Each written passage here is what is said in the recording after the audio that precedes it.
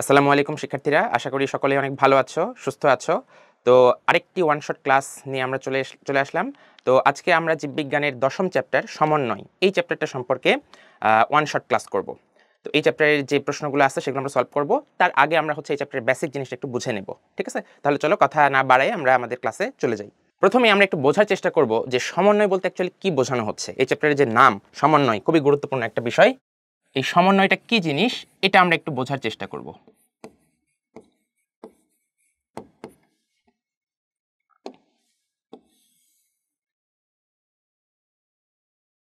তাহলে আমাদেরকে একটু চিন্তা করতে হবে। আমরা যদি একটু চিন্তা করি, আমরা বুঝতে পারবো যে আমাদের দেহে প্রতিনিয়ত অসংখ্য কাজ ঘটতেছে। যেরকম আমার কথা যদি এখন বলি, এই যে তোমাদের সাথে কথা বলতেছি, আমার হাত পা নড়াচড়া করতে হচ্ছে, আমি শ্বাস প্রশ্বাস গ্রহণ করছি, ত্যাগ করছি, ঠিক আছে?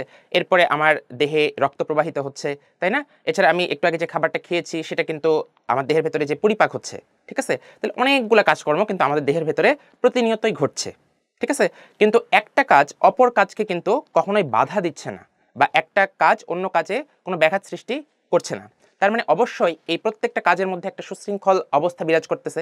এই যে সুশৃঙ্খল একটা অবস্থা বিরাজ করতেছে, তারা একে অপরকে হেল্প করতেছে বা একই সাথে ঘটতে পারতেছে, এই ঘটনাটাকে বলা হয় সমন্বয়। এটাই হচ্ছে আমাদের সমন্বয়। এই সমন্বয় প্রক্রিয়া উদ্ভিদের ক্ষেত্রেও ঘটে, প্রাণীদের ক্ষেত্রেও ঘটে। আমরা প্রথমে প্রাণীদের সমন্বয় প্রক্রিয়াটা সম্পর্কে জানবো, কারণ প্রাণীদের সমন্বয়টা আমাদের জন্য বেশি গুরুত্বপূর্ণ।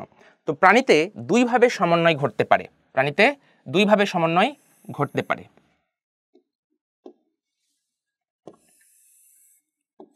আচ্ছা, এদের একটাকে বলা হয় স্নায়বিক সমন্বয়।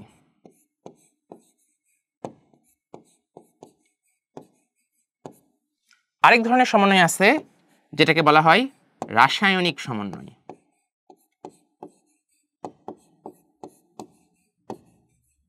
তাহলে প্রাণীদের দেহে দুই ধরনের সমন্বয় আমরা দেখতে পাই, একটা হচ্ছে স্নায়বিক সমন্বয় আর একটা রাসায়নিক সমন্বয়। আচ্ছা, স্নায়বিক সমন্বয় এটা ঘটে হচ্ছে স্নায়ুতন্ত্রের মাধ্যমে। স্নায়বিক সমন্বয় ঘটে স্নায়ুতন্ত্রের মাধ্যমে, আর রাসায়নিক সমন্বয় ঘটে হরমোনের মাধ্যমে, ঠিক আছে?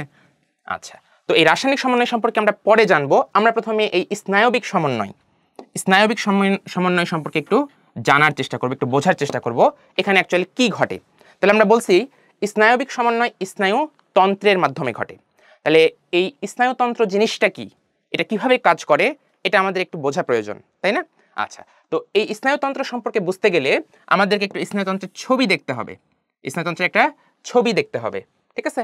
তাহলে আমরা প্রথমে স্নায়ুতন্ত্রের একটা ছবি আঁকবো এবং ছবির মাধ্যমে স্নায়ুতন্ত্র বোঝার চেষ্টা করব।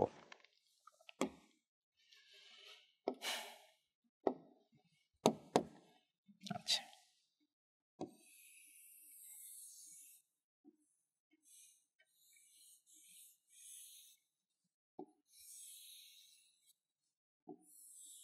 আচ্ছা, এই যে অংশটা আমরা আঁকছি এটা আমাদের স্নায়ুতন্ত্রের খুবই গুরুত্বপূর্ণ একটা বিষয়, খুবই গুরুত্বপূর্ণ একটা অংশ, ঠিক আছে?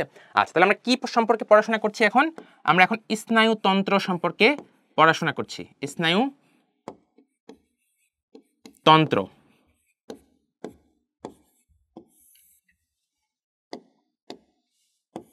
ঠিক আছে? তাহলে এই স্নায়ুতন্ত্রের একটা ছবি আঁকছি। পুরো স্নায়ুতন্ত্রের ছবি কিন্তু আমরা এখনো আঁকি নাই, একটা অংশের ছবি আঁকছি স্নায়ুতন্ত্রের।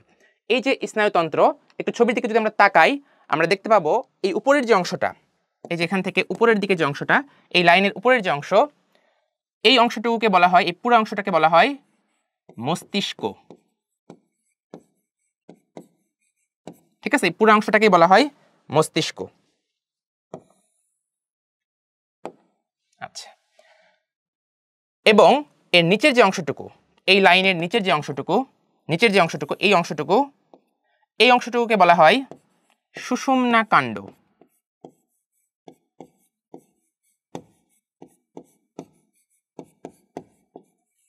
এটাকে বলা হয় সুষুম্না কাণ্ড।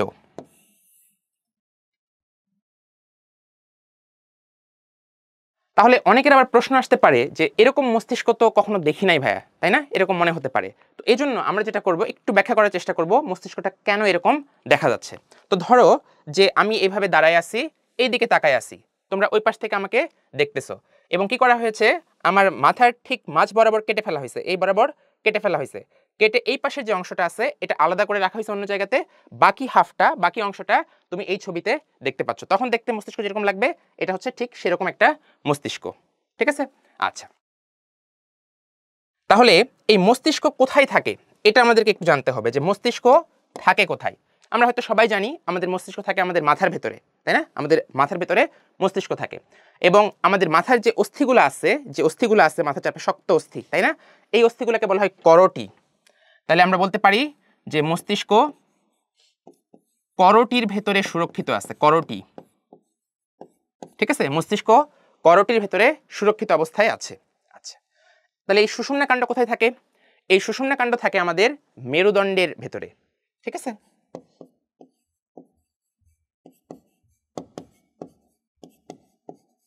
এই সুষুম্না কাণ্ড থাকে মেরুদণ্ডের ভেতরে। মেরুদণ্ড কোথায় থাকে জানো? আচ্ছা, আমাদের পিঠের ঠিক মাঝ বরাবর, এই বরাবর আছে হচ্ছে আমাদের মেরুদণ্ড। ঠিক আছে, এই মেরুদণ্ড অনেকগুলা শক্ত অস্থি দ্বারা গঠিত। এই অস্থিগুলার ভেতরে এই সুষুম্না কাণ্ড অবস্থান করে।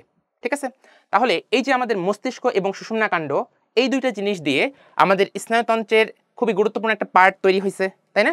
আচ্ছা, তাহলে এই যে মস্তিষ্ক এবং সুষুম্না কাণ্ড, এরা কি আমাদের দেহের মিডলাইন বরাবর আছে না দেহের দূরবর্তী অঞ্চলে আছে? একটু চিন্তা করতে হবে আমাদেরকে। যদি চিন্তা করো তাহলে দেখতে পাবা যে মস্তিষ্ক কোথায় আছে? মাথার ভেতরে, ঠিক মাঝ বরাবর আমাদের মাথা থাকে দেহের, এবং আমরা বললাম যে সুষুম্না কাণ্ড আছে হচ্ছে আমাদের মেরুদণ্ডে, পিঠের ঠিক মাঝখানে। তাহলে এই অংশগুলো আমরা যা আঁকছি, স্নায়ুতন্ত্রের যে অংশটুকু আমরা এখন পর্যন্ত আঁকছি, এই অংশগুলো কিন্তু আমাদের দেহের ঠিক মিডলাইন বরাবর অবস্থান করতেছে। এগুলো দেহের ঠিক মিডলাইন বরাবর অবস্থান করতেছে, তাই না? এই জন্য স্নায়ুতন্ত্রের এই অংশকে আমরা বলতে পারি হচ্ছে কেন্দ্রীয় স্নায়ুতন্ত্র।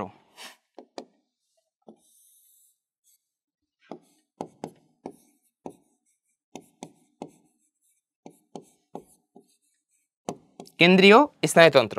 এর ভেতরে কি আছে? এর ভেতরে দুইটা জিনিস আছে, দেখো। একটা আমরা বললাম উপরের দিকে মাথার ভেতরে মস্তিষ্ক,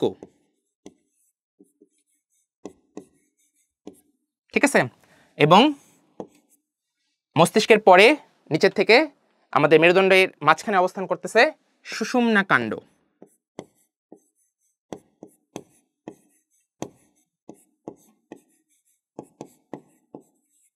সুষুম্না কাণ্ড, ঠিক আছে।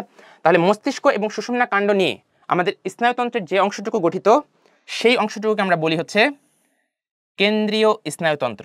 এটাকে আমরা বলি কেন্দ্রীয় স্নায়ুতন্ত্র, ঠিক আছে। আচ্ছা, এখন দেখো এই যে আমাদের কেন্দ্রীয় স্নায়ুতন্ত্র আমরা দেখলাম, তাহলে এটা পুরোটাই কিন্তু কেন্দ্রীয় স্নায়ুতন্ত্র, এটা পুরোটাই হচ্ছে কেন্দ্রীয় স্নায়ুতন্ত্র। এই কেন্দ্রীয় স্নায়ুতন্ত্র থেকে কিছু স্নায়ু বাইরের দিকে বের হয়ে আসে, এখান থেকে কিছু স্নায়ু বাইরের দিকে বের হয়ে আসে, ঠিক আছে। এরকম এদিকে চলে যায়, এদিকে চলে যায়, দূরবর্তী অঞ্চলে চলে যায়। এখান থেকেও বের হতে পারে, মস্তিষ্ক থেকেও বের হতে পারে, সুষুম্না কাণ্ড থেকে এরকম কিছু স্নায়ু বের হয়ে যেতে পারে। আচ্ছা, তাহলে যে স্নায়ুগুলা কেন্দ্রীয় স্নায়ুতন্ত্র থেকে বের হয়ে যাচ্ছে, ঠিক আছে, এরা বের হয়ে কোথায় যায়? ধরো যে এ চলে গেছে হচ্ছে আমাদের হাতে, এ চলে গেছে আমাদের পায়ে, ঠিক আছে, এরকম দেহের বিভিন্ন জায়গায় চলে গেছে, ঠিক আছে। কোনোটা চলে আসছে পেটে, দেহের বিভিন্ন এরকম দূরবর্তী স্থানে চলে আসছে, দেহের বিভিন্ন প্রান্তে চলে আসছে, হাতের নখে চলে আসতে পারে, ঠিক আছে, আমাদের পায়ের পাতায় চলে যেতে পারে, ঠিক আছে। তাহলে কেন্দ্রীয় স্নায়ুতন্ত্র থেকে বের হচ্ছে, বের হয়ে যে স্নায়ুগুলো আমাদের হাত পা দেহের দূরবর্তী বিভিন্ন অঞ্চলে বা প্রান্তীয় অঞ্চলে চলে যাচ্ছে, সেই অংশটাকে, স্নায়ুতন্ত্রের সেই অংশটাকে আমরা বলতে পারি হচ্ছে প্রান্তীয় স্নায়ুতন্ত্র। এটাকে আমরা বলতে পারি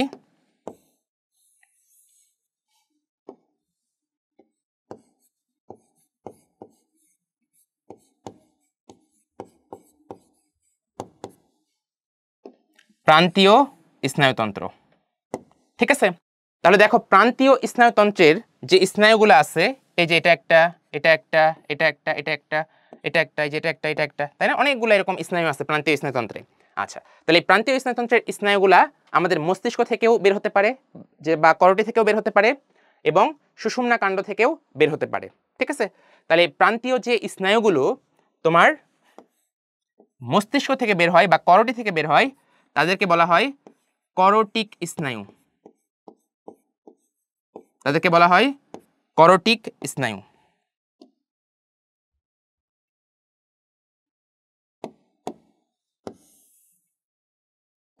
আবার দেখো কিছু স্নায়ু আছে, প্রান্তীয় স্নায়ুতন্ত্রের স্নায়ু, যারা মস্তিষ্ক থেকে বা করোটি থেকে বের হয় নাই, না বের হয়ে কোথায় থেকে বের হয়েছে, সুষুম্না কাণ্ড থেকে বের হয়েছে।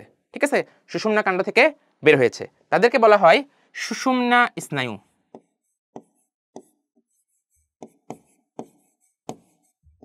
এদেরকে বলা হয় সুষুম্না স্নায়ু।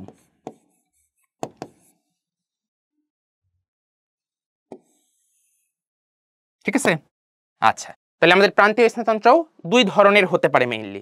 যদি মস্তিষ্ক থেকে বের হয় তাহলে আমরা বলি করোটিক স্নায়ু, আর যদি আমাদের সুষুম্না কাণ্ড থেকে বের হয় তাহলে বলা হয় সুষুম্না স্নায়ু। ঠিক আছে, আচ্ছা, তাহলে এটা হচ্ছে আমাদের স্নায়ুতন্ত্রের খুবই সিম্পল একটা ক্লাসিফিকেশন। ঠিক আছে, শ্রেণীবিন্যাস। আমরা যদি আরেকবার বলি, আমাদের যে স্নায়ুতন্ত্র খুবই গুরুত্বপূর্ণ একটা অংশ। এই স্নায়ুতন্ত্র দুইটা ভাগে ভাগ করা যায় স্নায়ুতন্ত্রকে। একটা হচ্ছে যে স্নায়ুতন্ত্রের যে অংশটা আমার দেহের মিডলাইন বরাবর আছে সেটাকে বলা হয় কেন্দ্রীয় স্নায়ুতন্ত্র। কেন্দ্রীয় স্নায়ুতন্ত্রের মধ্যে কে কে আছে? আমাদের মস্তিষ্ক আছে, এবং পিঠে কি আছে? আমাদের সুষুম্না কাণ্ড আছে। ঠিক আছে, তাহলে এটা হচ্ছে আমাদের কেন্দ্রীয় স্নায়ুতন্ত্র। এছাড়া এই কেন্দ্রীয় স্নায়ুতন্ত্র থেকে কিছু স্নায়ু বের হয় যেগুলো দেহের দূরবর্তী বিভিন্ন অঞ্চলে হাতে পায়ে, হাতের পাতায়, পায়ের পাতায় বিভিন্ন জায়গায় চলে যায়। ঠিক আছে, এই স্নায়ুগুলা দেহের প্রান্তে চলে যাচ্ছে, এই জন্য এদেরকে বলা হয় প্রান্তীয় স্নায়ু। প্রান্তীয় স্নায়ুর মধ্যে যেগুলো আমাদের মস্তিষ্ক থেকে বা করোটি থেকে বের হয়ে দূরবর্তী অঞ্চলে চলে গেছে তাদেরকে বলা হয় করোটিক স্নায়ু। আর যে স্নায়ুগুলা আমাদের সুষুম্না কাণ্ড থেকে বের হয়ে দেহের দূরবর্তী অঞ্চলে চলে গেছে তাদেরকে বলা হয় সুষুম্না স্নায়ু। ঠিক আছে, তাহলে এটা হচ্ছে আমাদের স্নায়ুতন্ত্রের খুবই বেসিক একটা ক্লাসিফিকেশন। আশা করি এটা আমরা বুঝতে পারছি। তাহলে এরপরে আমরা চলে যাই একটা প্রশ্নে চলে যাই। ঠিক আছে, একটা প্রশ্নে চলে যাই। দেখো এই প্রশ্নে আমাদেরকে কি বলা হয়েছে? আমাদের কেন্দ্রীয় স্নায়ুতন্ত্রের কথা বলা হয়েছে, কেন্দ্রীয় স্নায়ুতন্ত্র। এবং এই কেন্দ্রীয় স্নায়ুতন্ত্রকে আমরা দুইটা ভাগে ভাগ করছি। ঠিক আছে, আচ্ছা, এর মধ্যে বি অলরেডি আমাদের বলা আছে। বি মানে কি? বি হচ্ছে আমাদের সুষুম্না কাণ্ড, আর এ আমাদের দেওয়া আছে, এ জানি না আমরা এ কি। ঠিক আছে, তাহলে একটু চিন্তা করি। আমরা একটু আগেই পড়লাম কেন্দ্রীয় স্নায়ুতন্ত্রকে আমরা দুইটা ভাগে ভাগ করতে পারি। একটা হচ্ছে আমাদের সুষুম্না কাণ্ড ছিল, আর উপরের দিকে কি ছিল? আমাদের মাথার ভেতরে বা করোটির ভেতরে ছিল মস্তিষ্ক, তাই না? তাহলে এ কি আমাদের? এ হচ্ছে আমাদের মস্তিষ্ক।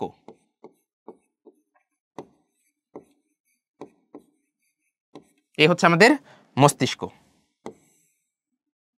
ঠিক আছে, তাহলে প্রশ্ন হচ্ছে আমাদের গ নাম্বারের প্রশ্ন। দেখো কি বলছে, উদ্দীপকের এ অংশের চিহ্নিত চিত্র অঙ্কন করো। তাহলে উদ্দীপকের এ অংশটা কি এটা আমাদেরকে প্রথমে লিখতে হবে। এ অংশ হচ্ছে আমরা দেখতে পেয়েছি আমাদের মস্তিষ্ক হচ্ছে এ অংশ, তাই না? এ হচ্ছে মস্তিষ্ক। তাহলে মস্তিষ্কের একটা চিহ্নিত চিত্র আমাদেরকে আঁকতে হবে। ঠিক আছে, তাহলে চলো আমরা একটা খুবই সিম্পলি আমাদের মস্তিষ্ক আঁকার চেষ্টা করি।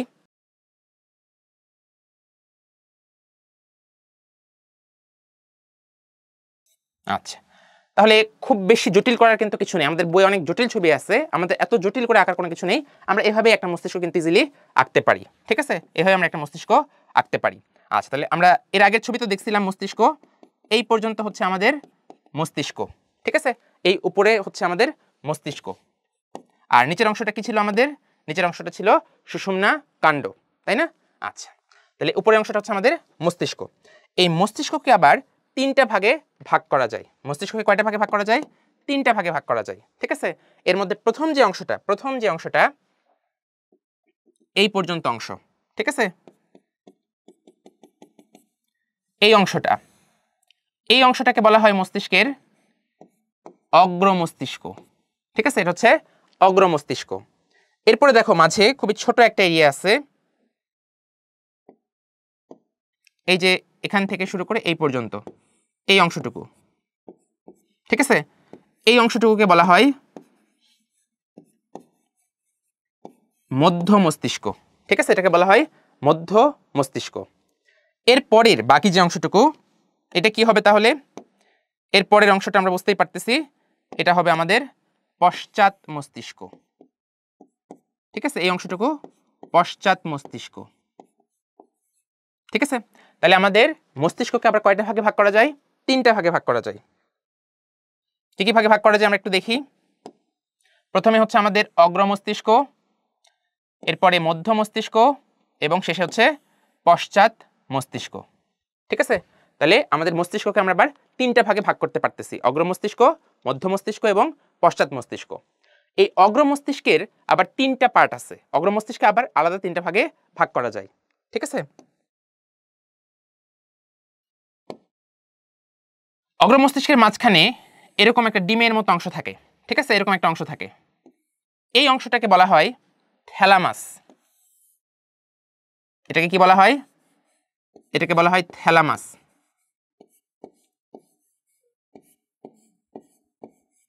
ঠিক আছে? এবং থ্যালামাসের সাথে লাগানো আরেকটা অঞ্চল থাকে, থ্যালামাসের সাথে লাগানো আরেকটা অঞ্চল থাকে, এই জায়গাতে একটা অঞ্চল থাকে, ঠিক আছে? এই জায়গাটাকে বলা হয়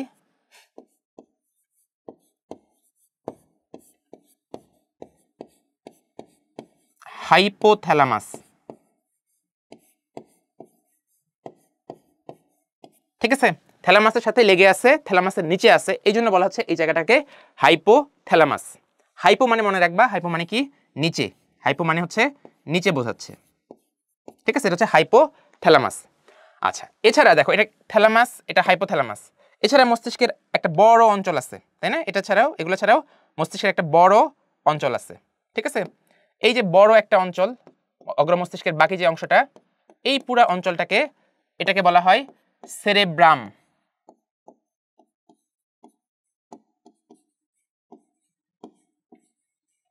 এটাকে বলা হয় সেরেব্রাম। তাহলে আমাদের অগ্র মস্তিষ্কের আবার কয়টা অংশ? অগ্র মস্তিষ্কের আবার 3টা অংশ আছে, তাই না? তাহলে আমরা দেখি কি কি অংশগুলো ছিল। অগ্র মস্তিষ্কের সবচেয়ে বড় যে অংশটা, সেটাকে বলা হচ্ছে আমাদের সেরেব্রাম, তাই না? সবচেয়ে বড় অংশটাকে আমরা বলতেছি কি? সেরেব্রাম। সেরেব্রাম সবচেয়ে বড় অংশ অগ্র মস্তিষ্কের। এরপরে এই যে এখানে একটা গোল অংশ মাঝখানে, এটাকে বলা হচ্ছে থ্যালামাস। থ্যালামাসের নিচে যে একটা অংশ, এটাকে আবার বলা হয় হাইপোথ্যালামাস, ঠিক আছে? তাহলে অগ্র মস্তিষ্কের আবার মোট 3টা অংশ, সেরেব্রাম, থ্যালামাস এবং হাইপোথ্যালামাস। আচ্ছা, এখন একটু চিন্তা করো যে এই ছবিটা যে আমরা আঁকছি, এটাকে একটা পুরা মস্তিষ্ক, পুরা মস্তিষ্কের ছবিকে আমরা আঁকতে পারছি? এখানে কিন্তু আমরা পুরা মস্তিষ্কের ছবি আঁকি নাই। আমি প্রথমেই বলছিলাম যে কি করা হয়েছে, আমি এখানে দাঁড়াই আছি, আমার মাথাকে ঠিক মাঝ বরাবর কেটে ফেলা হয়েছে, কেটে এই পাশের অংশটা বাদ দেওয়া হয়েছে, বাকি অংশটা, বাকি হাফটা তুমি দেখতে পাচ্ছ, তখন মস্তিষ্কটা দেখতে এরকম লাগবে। তাহলে অর্ধেক একটা অংশ, তাই না? তাহলে পুরা মস্তিষ্কের বা অগ্র মস্তিষ্কের অর্ধেক একটা অংশ আমরা এখানে দেখতে পাচ্ছি, ঠিক আছে? তাহলে এই পাশে একটা হাফ অংশ, আরো হাফ অংশ তো এই পাশে আছে যেটা আমরা দেখতে পাচ্ছি না। তাহলে ধরো এটা একটা, এটা এই পাশে একটা হাফ, এই হাত আমার আরেকটা হাফ, ঠিক আছে? দুইটা হাফকে কানেক্ট করার জন্য মাঝখানে একটা সংযুক্তকারী অংশ থাকে, ঠিক আছে? এরকম একটা সংযুক্তকারী অংশ থাকে, এইরকম একটা সংযুক্তকারী অংশ আমরা এখানে আঁকবো, ঠিক আছে? তো এটাই হচ্ছে ধরো সেই সংযুক্তকারী অংশ, যেটা দুইটা হাফে আছে, দুইটা অর্ধেকেই আছে। এই অংশটাকে বলা হয় কর্পাস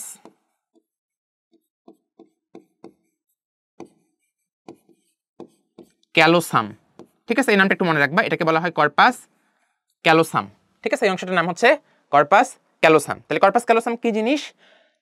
আমাদের অগ্র মস্তিষ্কের 2টা খণ্ড আছে, তাই না? 2টা খণ্ডকে সংযুক্ত করার জন্য মাঝখানে যে অংশটা থাকে, সেটাকেই বলা হয় হচ্ছে কর্পাস ক্যালোসাম। আচ্ছা, এরপরে আমরা মধ্য মস্তিষ্কে যাই। মধ্য মস্তিষ্ক ভেতরে আর কোনো আলাদা অংশ নেই আমাদের জন্য, ঠিক আছে? মধ্য মস্তিষ্ক শুধু জাস্ট মধ্য মস্তিষ্কের নামটা মনে রাখলেই চলবে আমাদের। আচ্ছা, এরপরে চলে আসো পশ্চাৎ মস্তিষ্কে। পশ্চাৎ মস্তিষ্ক, ঠিক আছে?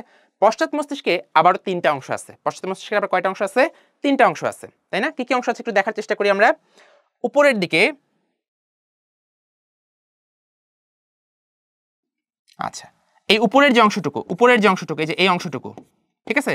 এই অংশটাকে বলা হয়, পশ্চাৎ মস্তিষ্কের এই অংশটাকে বলা হয় পন্স, ঠিক আছে? এটাকে বলা হয় পন্স। পন্সের নিচে এই অঞ্চলটাকে বলা হয়, এই অঞ্চলটাকে বলা হয় মেডুলা, ঠিক আছে? এটাকে বলা হয় মেডুলা। এবং পেছনে যে অঞ্চলটা আমরা দেখতে পাচ্ছি পশ্চাৎ মস্তিষ্কের, সেই অঞ্চলটাকে বলা হয় সেরেবেলাম,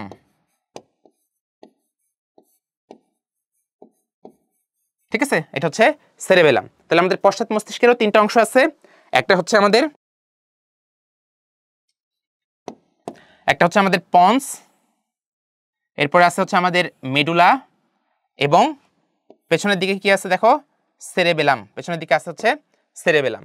তাহলে পশ্চাৎ মস্তিষ্কের এই 3টা অংশ আছে, ঠিক আছে? তাহলে এই ছবিটা যদি আমরা আঁকতে পারি, টিচার অবশ্যই তোমাকে 3-এ 3 দিতে বাধ্য থাকবে, ঠিক আছে?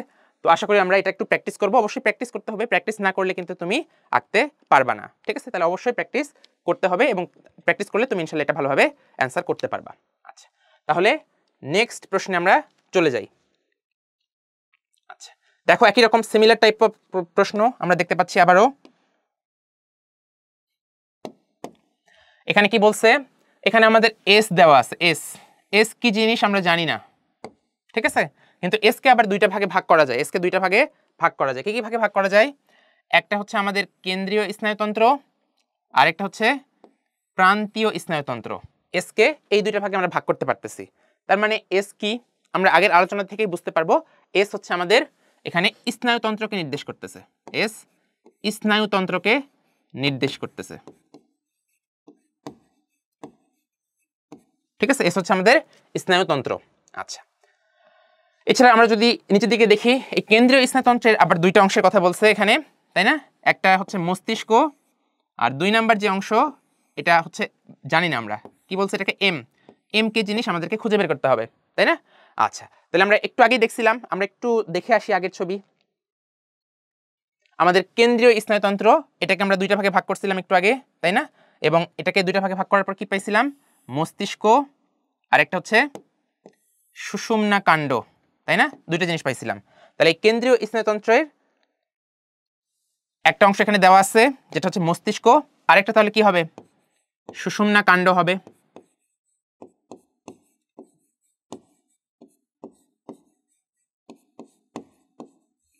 তাই না? আচ্ছা, ঠিক আছে, এখন আমরা তাহলে প্রশ্নে যাই। আমরা উদ্দীপকটা ক্লিয়ার করছি, এখন আমরা প্রশ্নে চলে যাব। দেখো ঘ নাম্বার প্রশ্নে বলছে, তামাক ও মাদক দ্রব্যের ব্যবহার এস এর সমন্বিত কার্যক্রমকে ব্যাহত করে।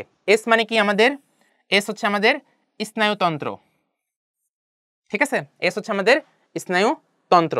আচ্ছা, তাহলে তামাক এবং মাদক ব্যবহার করলে স্নায়ুতন্ত্রের কার্যক্রম ব্যাহত হবে, ঠিক আছে? এটা আমাদেরকে বিশ্লেষণ করতে হবে। আচ্ছা, তাহলে প্রথমে আমাদেরকে লিখতে হবে যে তামাক এবং মাদক দ্রব্য,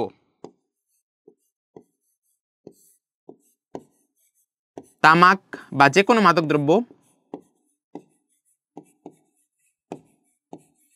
ঠিক আছে, এগুলোর ভেতরে একটা স্পেশাল উপাদান থাকে, এদের ভেতরে একটা বিশেষ উপাদান থাকে, ঠিক আছে?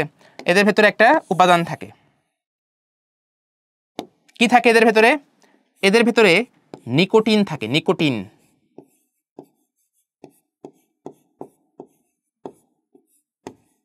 ঠিক আছে? তামাক এবং মাদকদ্রব্য এদের ভেতরে নিকোটিন নামক একটা পদার্থ থাকে। এই নিকোটিন কি করে, আমাদের মস্তিষ্কের যে স্নায়ু কোষগুলো আছে, মস্তিষ্কের স্নায়ু কোষ,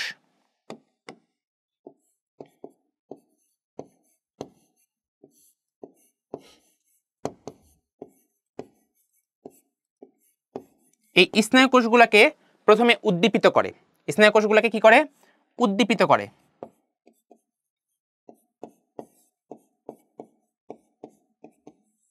স্নায়ু কোষগুলোকে উদ্দীপিত করে এবং এর ফলে কি হয়, স্নায়ু কোষগুলা আরো বেশি নিকোটিন আশা করে, এক্সপেক্ট করে যে আরো সে নিকোটিন পাবে, ঠিক আছে? এরকম আশা করে, তো নিকোটিনের প্রতি আসক্তি বেড়ে যায়। এর ফলে কি হয়, তার নিকোটিনের প্রতি, স্নায়ু কোষগুলার নিকোটিনের প্রতি আসক্তি বেড়ে যায় এবং সে মাদকাসক্ত হয়ে পড়ে, ঠিক আছে? আচ্ছা, তো প্রথম প্রথম কোনো সমস্যা নাই, প্রথম প্রথম এই যে নিকোটিন পাচ্ছে মস্তিষ্কের স্নায়ু কোষগুলা, এই যে স্নায়ু কোষগুলা প্রথমে যখন এরা যখন নিকোটিন পাবে, প্রথম প্রথম তাদের খুব ভালো লাগবে, তারা উদ্দীপিত হবে, ঠিক আছে? এবং তারা আরো বেশি নিকোটিন চাইবে, আরো বেশি চাইবে, এবং যখন মানুষটা আরো বেশি নিকোটিন গ্রহণ করবে, একসময় এমন পর্যায়ে চলে যাবে নিকোটিনের মাত্রাটা, সেই নিকোটিন কি করতে পারবে, স্নায়ু কোষগুলোকে ধ্বংস করতে পারবে, ঠিক আছে? এমন একটা পর্যায়ে চলে যাবে নিকোটিন যে স্নায়ু কোষগুলোকে তখন সে ধ্বংস করে দিতে পারবে, ঠিক আছে? তাহলে এই স্নায়ু কোষগুলো যদি ধ্বংস হয়ে যায়, আমাদের মস্তিষ্কের কোষগুলো যদি ধ্বংস হয়ে যায়, তাহলে কি কি সমস্যা হবে সেটা আমাদেরকে এখন একটু বিশ্লেষণ করতে হবে। তাহলে এই পাশে আমরা সেটা একটু দেখি, প্রভাবটা কি পড়ে তাহলে।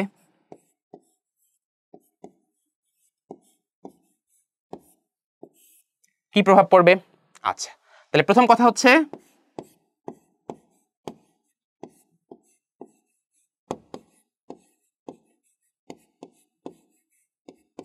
স্নায়ু কোষ তাদের কার্যকারিতা হারাই ফেলবে,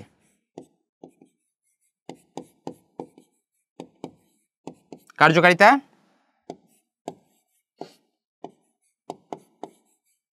হারিয়ে ফেলবে।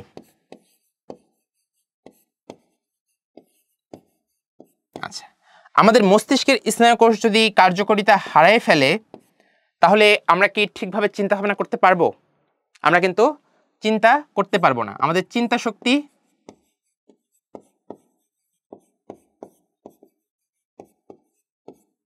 কমে যাবে বা লোপ পাবে।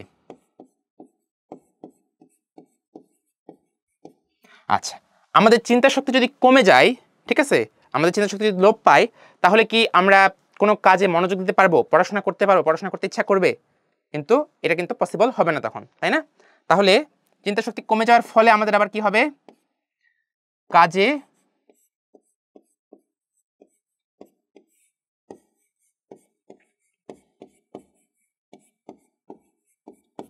মনোযোগ থাকবে না।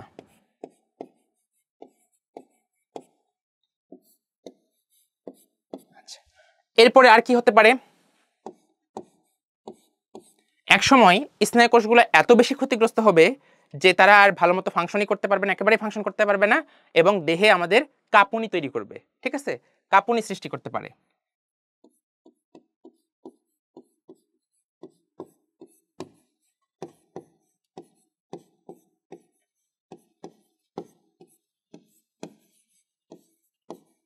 কাঁপুনি সৃষ্টি হবে, ঠিক আছে।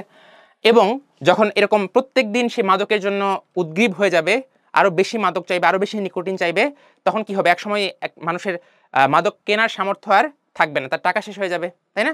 তো টাকা যখন শেষ হয়ে যাবে তখন সে কি করবে? তখনও তো সে মাদকের প্রতি আসক্ত, তখনও সে মাদক খেতে চাচ্ছে বা সিগারেট, তামাক এগুলো খেতে চাচ্ছে, ঠিক আছে। তখন সে কি করবে? সে চুরি করবে অথবা ডাকাতি করবে। তার মানে কি? সন্ত্রাসমূলক কার্যক্রমের সাথে জড়িত হয়ে পড়বে সে।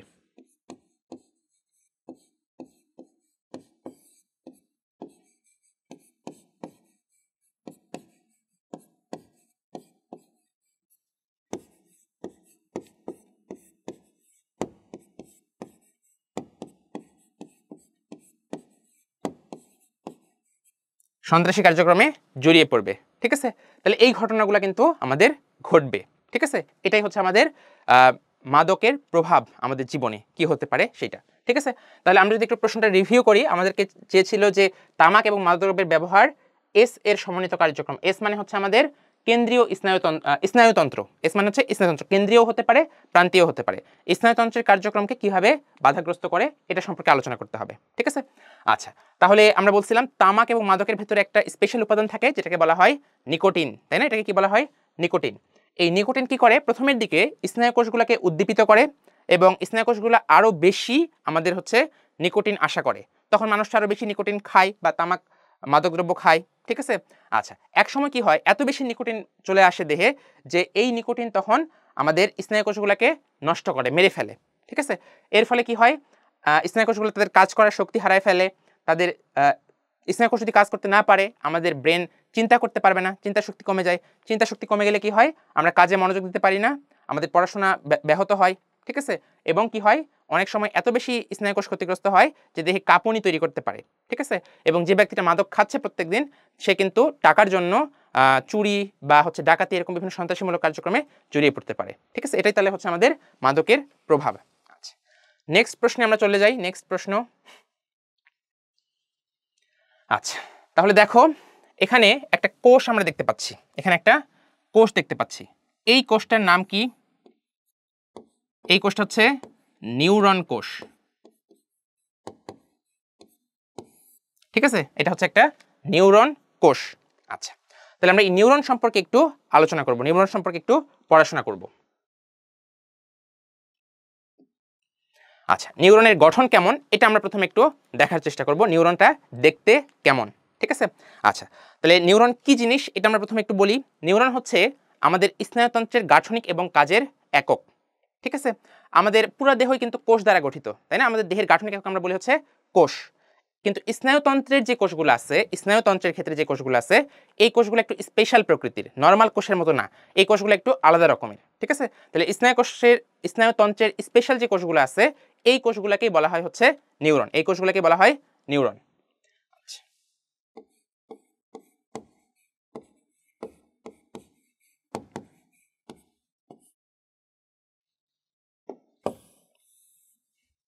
তাহলে নিউরন হচ্ছে স্নায়ুতন্ত্রের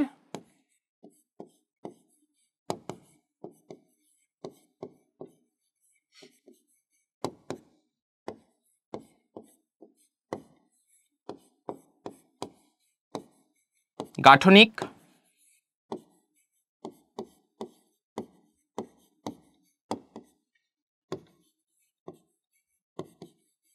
ও কাজের একক। ঠিক আছে, আচ্ছা, তাহলে এই যে নিউরন এর গঠন কিরকম হবে সেটা আমরা একটু দেখব। আমরা কি বলছি, এটাও কিন্তু একটা কোষ, এটাও একটা কোষ। তাহলে নর্মাল কোষের সাথে এর কিছু মিলও থাকবে, তাই না? আচ্ছা, তাহলে আমরা একটা নিউরন আঁকা শুরু করি, দেখি। আচ্ছা, তো আমরা প্রথমে দেখব যে কি কি মিল আছে। ঠিক আছে, আচ্ছা, তাহলে নেক্সট প্রশ্নে আমরা চলে আসি। দেখো এখানে একটা ছবি দেখতে পাচ্ছি, আমরা এখানে একটা ছবি দেখতে পাচ্ছি এবং এই ছবিটা দ্বারা একটা কোষকে নির্দেশ করতেছে। কোন কোষ এটা বলো দেখি? এটা হচ্ছে আমাদের নিউরন কোষ। এটা হচ্ছে নিউরন কোষ, তাই না? এটা হচ্ছে আমাদের নিউরন কোষ। নিউরন কি জিনিস? নিউরন হচ্ছে আমাদের স্নায়ুতন্ত্রের গাঠনিক এবং কাজের একক, তাই না? স্নায়ুতন্ত্রের গঠন এবং কাজের একক হচ্ছে নিউরন। মনে রাখতে হবে এটাও কিন্তু একটা কোষ। আমাদের দেহের যে কোনো কিছুই কোষ দ্বারা গঠিত, তবে এই নিউরন কোষটা একটু স্পেশাল কোষ। ঠিক আছে, এটা একটু স্পেশাল ধরনের, একটু বিশেষ ধরনের কোষ। তাহলে এর গঠনটা কিরকম হবে আমরা একটু দেখার চেষ্টা করব। আচ্ছা, তাহলে এই কোষের সাথে কিন্তু নর্মাল কোষ যেটা আমরা দেখছি দ্বিতীয় অধ্যায়ে পড়ার সময়, সেই কোষের সাথে নিউরন কোষেরও অনেক মিল আছে। আচ্ছা, তো আমরা একটু আঁকা শুরু করি নিউরন কোষটা। তো নর্মাল কোষের মতো দেখতে পাচ্ছি আমরা এখন পর্যন্ত, তাই না? একটা কোষে কি থাকে দেখো, একটা কোষের একটা পর্দা থাকে যেটাকে বলা হয় কোষ প্রাচীর বা কোষ ঝিল্লি। এক্ষেত্রে এটা হচ্ছে কোষ ঝিল্লি, কোষ ঝিল্লি। এর বাইরের দিকে কোষ প্রাচীর থাকতে পারে। ঠিক আছে, এছাড়া কোষের ভেতরে একটা বড় নিউক্লিয়াস থাকে, তাই না? একটা নিউক্লিয়াস থাকে একটা কোষে, নিউরন কোষের ক্ষেত্রেও থাকে। আচ্ছা, তাহলে এরকম নিউক্লিয়াস থাকে।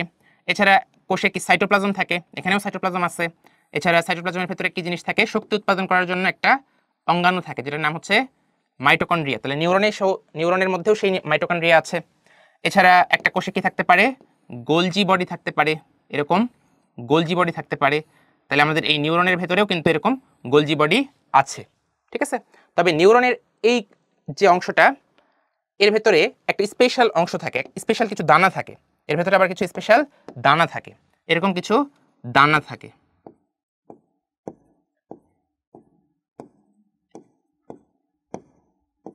এই যে দানাগুলা, এই দানাগুলাকে বলা হয় হচ্ছে নিসল দানা। এই দানাগুলোকে কি বলা হয়? নিসল দানা বলা হয় এগুলাকে। আচ্ছা, এই পর্যন্ত যে অংশটুকু আমরা দেখলাম নিউরনের, তাই না, নর্মাল একটা কোষের মতোই মনে হচ্ছে। ঠিক আছে, তাহলে নিউরনের এই অংশটুকুকে বলা হয় কোষ দেহ। এই অংশকে কি বলা হয়?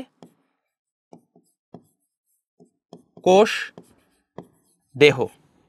এই অংশকে বলা হয় কোষ দেহ। এখন দেখো কিছু পার্থক্য তৈরি হওয়া শুরু করবে। নর্মাল কোষের সাথে নিউরন কোষের কিছু পার্থক্য এখন তুমি দেখতে পাবা। যেরকম নিউরনের ক্ষেত্রে এই যে কোষ ঝিল্লি এরকম মাঝে মাঝে লম্বা হয়ে যায়, এরকম লম্বা প্রলম্বিত হয়ে যায়। এখানে হতে পারে, আবার এখানে হতে পারে।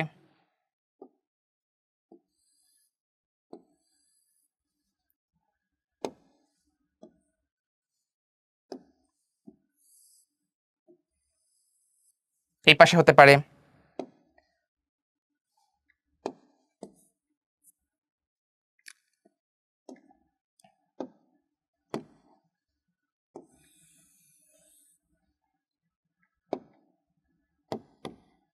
এই পাশেও হতে পারে।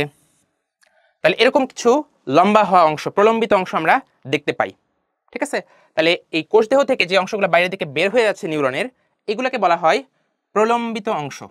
এগুলোকে বলা হয়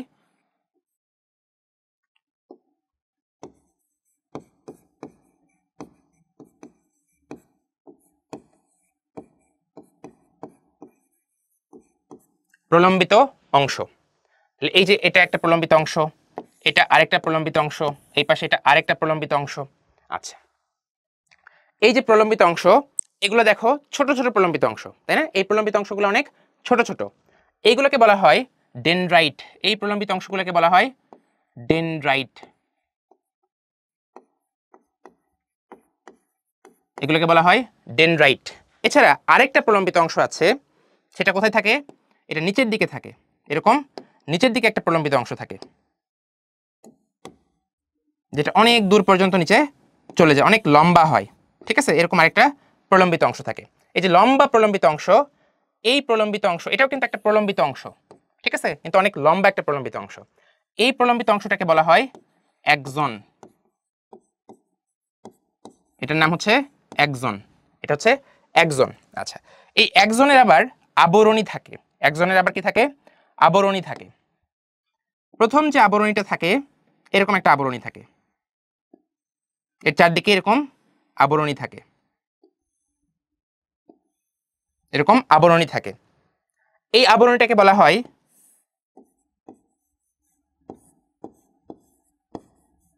মাইলিন, মাইলিন আবরণী বা মাইলিন শীথ, ঠিক আছে?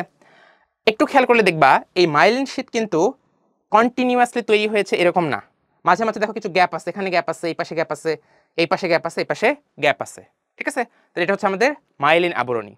এর উপরে একজনের প্রথম একজনের উপরে মাইলিন আবরণী, এরপরে আরো একটা আবরণী থাকে, একজনে আরো একটা আবরণী থাকে।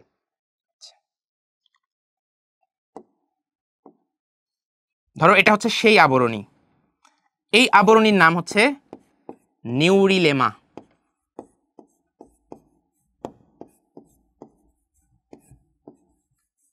এই আবরণীর নাম হচ্ছে নিউরিলেমা। আচ্ছা, তাহলে এই নিউরিলেমা কি করে দেখো, যে জায়গাতে মাইলিন নাই, এই যে এই জায়গাতে ফাঁকা একটা অংশ, এখানে মাইলিন নাই, এই জায়গাতে নিউরিলেমা কি করে, এখানে এসে একজনের সরাসরি সংস্পর্শে চলে আসে। তার আগে কিন্তু মাইলিনের কারণে নিউরিলেমা একজনের সরাসরি সংস্পর্শে আসতে পারে নাই, কিন্তু যে জায়গাতে মাইলিন নাই সেই জায়গাতে নিউরিলেমা একজনের সরাসরি সংস্পর্শে চলে আসতেছে, এই জায়গাতে, তারপরে এই জায়গাতে, আবার এই জায়গাতে, ঠিক আছে? এই পাশেও এইভাবে থাকবে, এই পর্যন্ত সংস্পর্শে আসতে পারতেছে না, তারপরে এখানে নিউরিলেমা নাই, এখানে সংস্পর্শে চলে আসতেছে, তারপরে এখানে সংস্পর্শে আসতেছে একজনের, এখানে সংস্পর্শে চলে আসতেছে, ঠিক আছে? এইভাবে কিন্তু নিউরিলেমা একজনের সরাসরি সংস্পর্শে চলে আসতে পারে যে জায়গাগুলোতে মাইলিন অ্যাবসেন্ট, ঠিক আছে? আচ্ছা, তাহলে যে জায়গাগুলোতে নিউরিলেমা একজনের সরাসরি সংস্পর্শে আসতেছে, এই জায়গাগুলোকে একটা স্পেশাল নামে ডাকা হয়। এগুলোকে কি বলা হয় বলো দেখি? এগুলোকে বলা হয়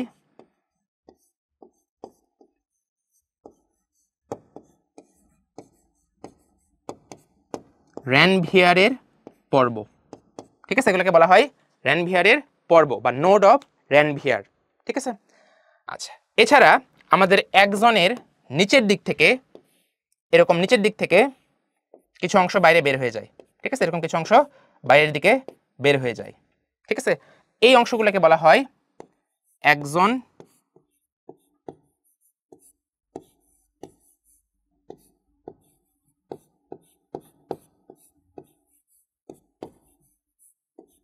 টার্মিনাল, ঠিক আছে? এগুলোকে বলা হয় একজন টার্মিনাল।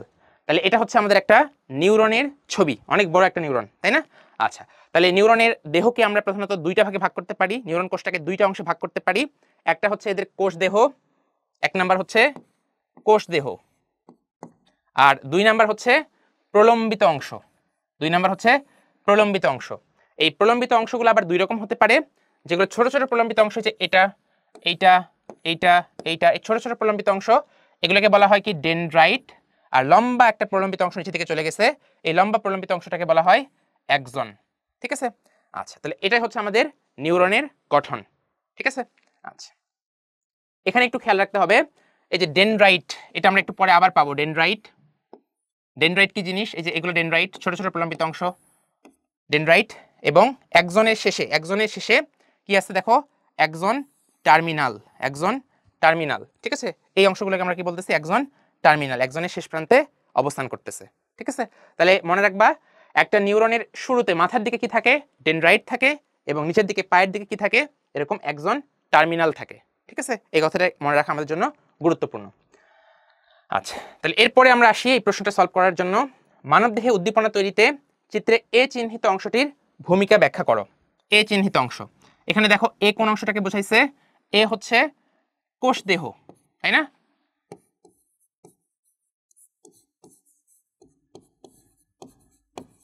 এই হচ্ছে কোষ দেহ, তাহলে এই অংশটুকু হচ্ছে আমাদের কোষ দেহ। আর বাকি যে লম্বা প্রলম্বিত অংশ, এই অংশটা কি? অ্যাক্সন, আমরা একটু আগেই দেখলাম, এটা হচ্ছে অ্যাক্সন। আচ্ছা, তাহলে বলছে উদ্দীপনা তৈরিতে এই অংশ মানে কোষ দেহের ভূমিকা ব্যাখ্যা করো, ঠিক আছে? আচ্ছা, তাহলে আমরা এখন খুবই সিম্পলি একটু বোঝার চেষ্টা করব উদ্দীপনা বিষয়টা কি। আচ্ছা, ধরো যে এটা একটা মানুষ,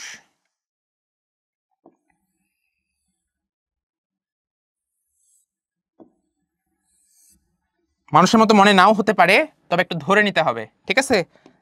মনে করো যে এটাই হচ্ছে একটা মানুষ, এটা মানুষের হাত, এটা পেট এদিকে আছে, ঠিক আছে? এই পাশে অপর হাত আছে। আচ্ছা, এবং এই মানুষটার দেহের ঠিক মাঝখানে কি আছে বলো দেখি? এখানে এর মস্তিষ্ক আছে মাথার মাঝখানে, এবং মস্তিষ্কর পরের যে অংশটা স্নায়ুতন্ত্রের, সেটাকে আমরা বলি সুষুম্না কাণ্ড। তাহলে এই অংশটা হচ্ছে কি? সুষুম্না কাণ্ড।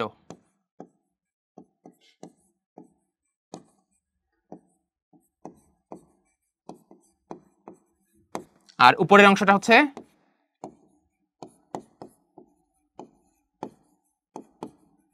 মস্তিষ্ক, ঠিক আছে? উপরের অংশটা মস্তিষ্ক। আচ্ছা, এখন ধরো এই মানুষটার হাতে একটা মশা কামড় দিছে, ঠিক আছে? হাতের এই জায়গাতে এটা একটা মশা, এটা মশার ঠোঁট, ঠিক আছে? তো এই ঠোঁট দিয়ে এখানে একটা মশা কামড় দিছে, ঠিক আছে? এখানে একটা মশা কামড় দিছে। তাহলে কামড় যে দিছে এটা মানুষটা কখন বুঝতে পারবে?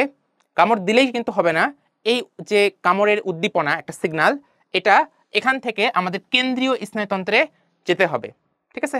তাহলে কি হবে? এখান থেকে একটা স্নায়ুর মাধ্যমে বা অনেকগুলো স্নায়ুর মাধ্যমে এই কামড়ের সিগন্যালটা আমাদের কেন্দ্রীয় স্নায়ুতন্ত্রে চলে যাবে, ঠিক আছে? তারপরে তুমি বুঝতে পারবা যে মশা তোমাকে কামড় দিছে। আচ্ছা, এখন কামড় দিছে এটা তুমি বুঝতে পারলে, তোমার মস্তিষ্ক বা কেন্দ্রীয় স্নায়ুতন্ত্র বুঝতে পারলো যে একটা মশা বসে কামড় দিছে তোমার হাতে। এখন এর প্রতিবর্তী একটা ক্রিয়া তো তৈরি করতে হবে, একটা কাজ করতে হবে এর এগেইনস্টে, তাই না? তুমি কি সিদ্ধান্ত নেবে? তোমার কেন্দ্রীয় স্নায়ুতন্ত্র কি সিদ্ধান্ত নেবে? তোমার কেন্দ্রীয় স্নায়ুতন্ত্র কি চাইবে যে হচ্ছে মশা কামড় দিতেই থাকুক, রক্ত খেতেই থাকুক তোমার? এরকম তো চাইবে না, তাই না?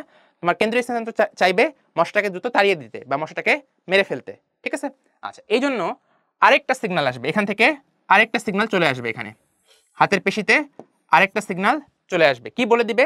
তুমি হাতটা এখান থেকে সরাই ফেলাও যাতে মশাটা উড়ে যায়, অথবা হাতটা তুমি অন্য হাত দিয়ে তুমি মশাটাকে মারতেও পারো, এরকম সিগন্যালও আসতে পারে, ঠিক আছে? আচ্ছা, তাহলে দেখো এই যে মশার কামড়ের সিগন্যাল, কিছু স্নায়ুর মাধ্যমে এটা কেন্দ্রীয় স্নায়ুতন্ত্রে যাচ্ছে, আবার কিছু স্নায়ুর মাধ্যমে আরেকটা সিগন্যাল এর পরবর্তীতে তুমি কি কাজ করবা সেই সিগন্যালটা এখানে চলে আসতেছে, তাই না? আচ্ছা, তাহলে এখানে দুইটা ঘটনা ঘটতেছে। দুইটা ঘটনার ক্ষেত্রেই দেখো এই যে অংশটা আমরা আঁকছি, স্নায়ুতন্ত্রের যে অংশটা আঁকছি, যে স্নায়ুতন্ত্রের মাধ্যমে যাচ্ছে, কেন্দ্রীয় স্নায়ুতন্ত্রে সিগন্যালটা যাচ্ছে, এটাকে যদি আমরা একটু এই পাশে আনি, এখানে যদি একটু আনি এই লাইনটাকে, ঠিক আছে, এবং বড় করে জুম করে দেখি, তাহলে দেখতে পাবো এখানে কি আছে? এখানে অনেকগুলা নিউরন আছে, এখানে অনেকগুলো স্নায়ু কোষ বা নিউরন আছে, ঠিক আছে? নিউরনের মাধ্যমে সিগন্যালটা অ্যাকচুয়ালি তোমার কেন্দ্রীয় স্নায়ুতন্ত্রে চলে যাচ্ছে। আচ্ছা, কিভাবে আছে এটা আমরা একটু এখানে বড় করে দেখি।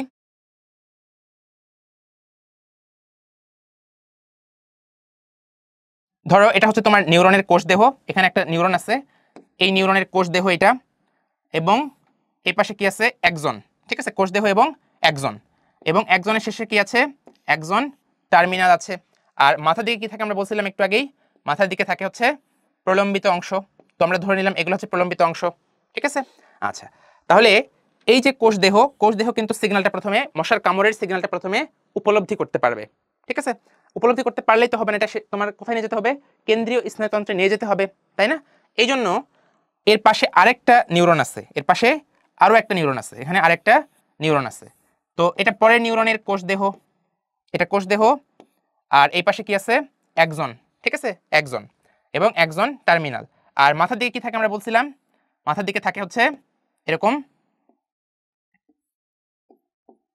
ডেনড্রাইট, এরকম ডেনড্রাইট থাকে, ঠিক আছে, এরকম অনেক ডেনড্রাইট থাকে। আচ্ছা, তাহলে দেখো এরকম অসংখ্য নিউরন কিন্তু এই লাইনের মধ্যে আছে, এই লাইনটার ভিতরেই এরকম অসংখ্য নিউরন আছে, এই লাইনটা, ঠিক আছে, এই যে লাইনটা আমরা এখানে আঁকছি, এখান থেকে এখানে এরকম অসংখ্য নিউরন যুক্ত হয়ে কিন্তু সিগন্যালটা চলে যাচ্ছে। একটা নিউরনই কিন্তু সিগন্যাল তোমার এখান থেকে তোমার কেন্দ্রীয় স্নায়ুতন্ত্রে নিয়ে যেতে পারবে না, ঠিক আছে। তাহলে পাশাপাশি অনেকগুলো নিউরন এরকম যুক্ত হয়ে সিগন্যালটাকে ক্যারি করে নিয়ে যাচ্ছে। তাহলে এই যে নিউরনটা, এই নিউরনের যে কোষ দেহ আছে, এই কোষ দেহ প্রথমে মশার কামড়, এখানে মশার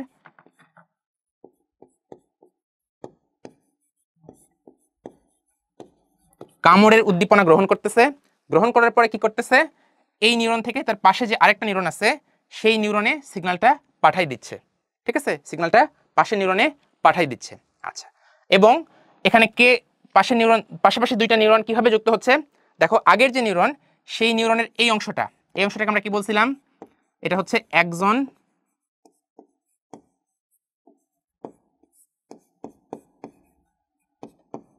টার্মিনাল।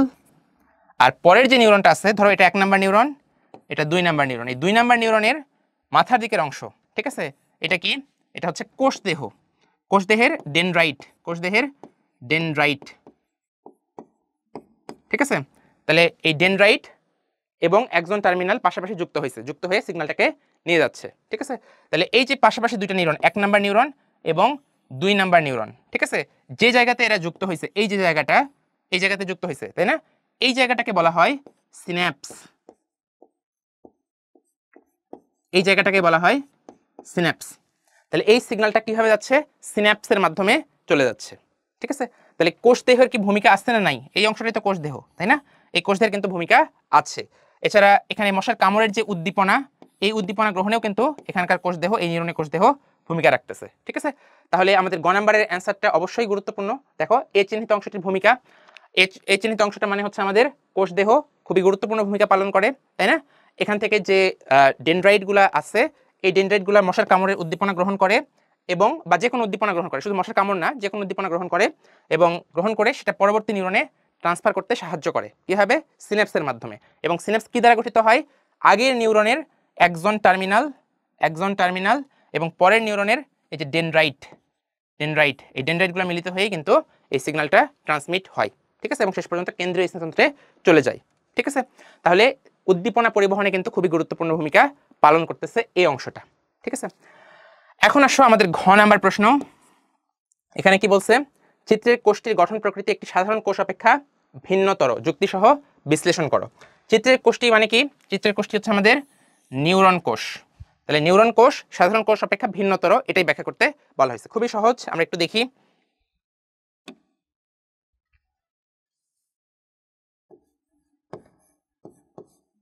তাহলে এখানে আমরা লিখবো হচ্ছে সাধারণ কোষের বৈশিষ্ট্য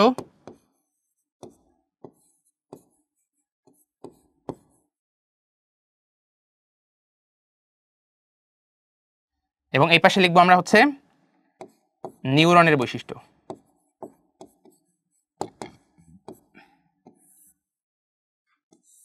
আচ্ছা, এবং এই পাশে আমরা কোন পার্থক্যগুলো লিখবো, কোন বৈশিষ্ট্য সম্পর্কে পার্থক্য লিখবো সেটা এখানে লিখতে পারি, ঠিক আছে। আচ্ছা, প্রথমে আসো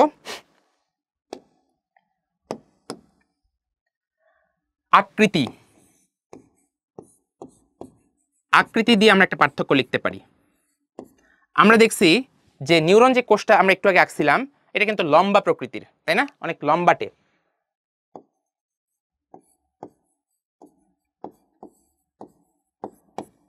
কিন্তু সাধারণ যে কোষগুলো আছে এরা কিন্তু এত লম্বাটে সাধারণত হয় না।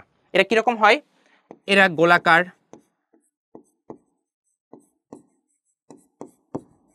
বা ডিম্বাকার হতে পারে, সাধারণত গোলাকার বা ডিম্বাকার হতে পারে। আচ্ছা, এরপরে 2 নম্বর বৈশিষ্ট্যে আমরা চলে যাই।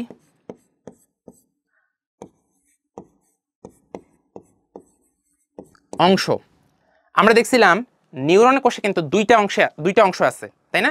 নিউরনে কয়টা অংশ আছে, এখানে 2টা অংশ আছে, কি কি, একটা হচ্ছে কোষ দেহ আর একটা হলো অ্যাক্সন, তাই না। কিন্তু আমাদের সাধারণ কোষে এরকম কিন্তু আলাদা কোনো অংশে ভাগ করা যায় না, তাহলে এটা অংশ নেই, একটাই অংশ, আলাদা কোনো অংশ নেই।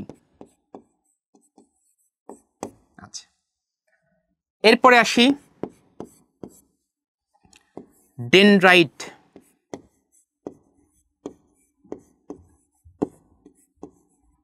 সাধারণ কোষে কি ডেনড্রাইট থাকে? সাধারণ কোষে কিন্তু ডেনড্রাইট থাকে না, কিন্তু নিউরনে থাকে। আচ্ছা, এরপরে আসো একজন।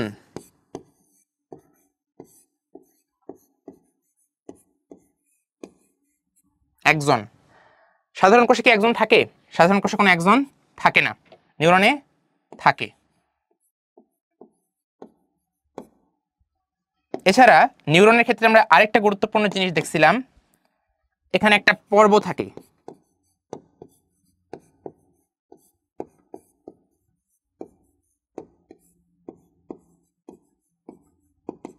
র্যানভিয়ারের পর্ব। এই র্যানভিয়ারের পর্ব কি আমাদের সাধারণ কোষে আছে? সাধারণ কোষে কিন্তু র্যানভিয়ার পর্ব নাই, নিউরনে আছে।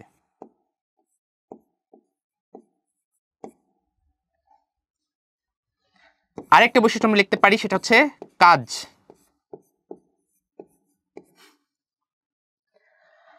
সাধারণ কোষের কাজ কি? এরা সাধারণত বিভাজন এবং বিপাকীয় কাজ করে। বিপাকীয় কাজ। আচ্ছা, নিউরন কিন্তু বিভাজিত হতে পারে না, নিউরন বিভাজিত হতে পারে না। আচ্ছা, নিউরন কি করে? উদ্দীপনা পরিবহনে সাহায্য করে। উদ্দীপনা পরিবহন করে, ঠিক আছে? তাহলে এই বৈশিষ্ট্যগুলো বা এই পার্থক্যগুলো কিন্তু আমরা লিখতে পারি সাধারণ কোষ এবং নিউরনের ভেতরে। আচ্ছা, এর পরের প্রশ্নে আমরা চলে আসি। দেখো একই রকম আরেকটা প্রশ্ন, কেন্দ্রীয় স্নায়ুতন্ত্র আবারও বলছে এবং এটাকে দুইটা ভাগে ভাগ করছে। একটাকে বলছে এস, আরেকটা কি আমাদের টি। এস এবং টি, তাই না? আচ্ছা, আমরা অলরেডি জানি কেন্দ্রীয় স্নায়ুতন্ত্রকে আমরা দুইটা ভাগে ভাগ করতে পারি। কি কি ভাগ তাহলে? এস হচ্ছে আমাদের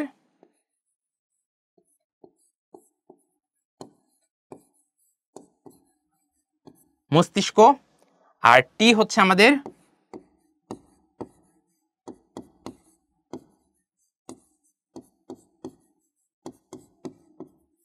সুষুম্না কাণ্ড, ঠিক আছে? সুষুম্না কাণ্ড। এই সুষুম্না কাণ্ডের কিন্তু আরেকটা নাম আছে, এটাকে বলা হয়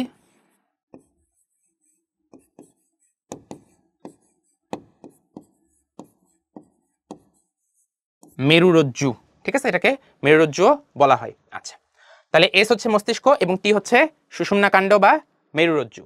এখন দেখো কি আমাদের প্রশ্ন কি বলছে, এস এর প্রথম অংশের গঠন ও কাজ ব্যাখ্যা করো।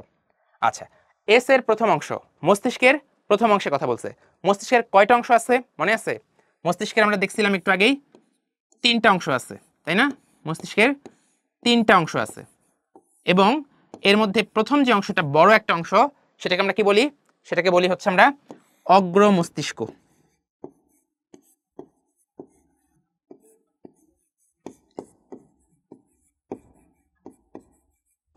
অগ্র মস্তিষ্ক, তাই না? এই অগ্র মস্তিষ্কের গঠন কিন্তু আমরা অলরেডি দেখেছি, আবার আমরা একটু দেখতে পারি।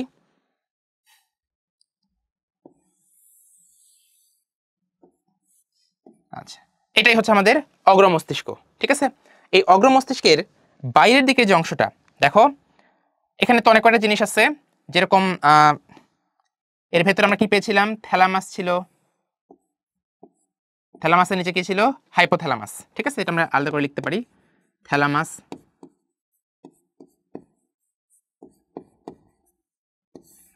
এরপরে হাইপোথ্যালামাস।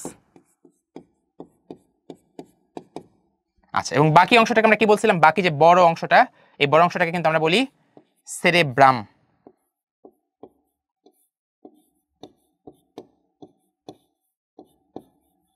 সেরেব্রাম, ঠিক আছে? আচ্ছা, এই সেরেব্রামের ক্ষেত্রে একটু কথা আমাদেরকে মনে রাখতে হবে। কি কথা? দেখো, সেরেব্রাম অনেক বড় একটা অংশ, ঠিক আছে? অনেক বড় একটা অংশ। তো এই সেরেব্রামকে আমরা দুইটা ভাগে ভাগ করতে পারি, সেরেব্রামকে আবার দুইটা ভাগে ভাগ করতে পারি। বাইরের দিকের যে অংশটা, বাইরের দিকের অংশ, বাইরের দিকের অংশ মানে হচ্ছে এই অংশটা, এই অংশটার কথা আমরা বোঝাচ্ছি, ঠিক আছে? সেরেব্রামের এই যে অংশটা, এই বাইরের দিকের অংশটাকে বলা হয় সেরেব্রাল কর্টেক্স।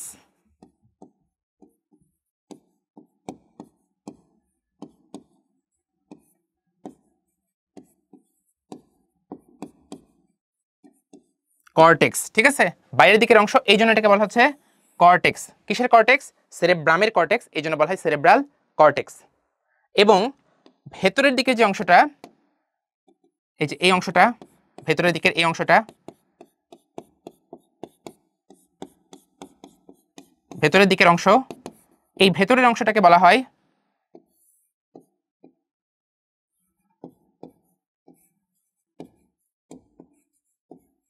সেরেব্রাল মেডুলা, ঠিক আছে, এটাকে বলা হয় সেরেব্রাল মেডুলা।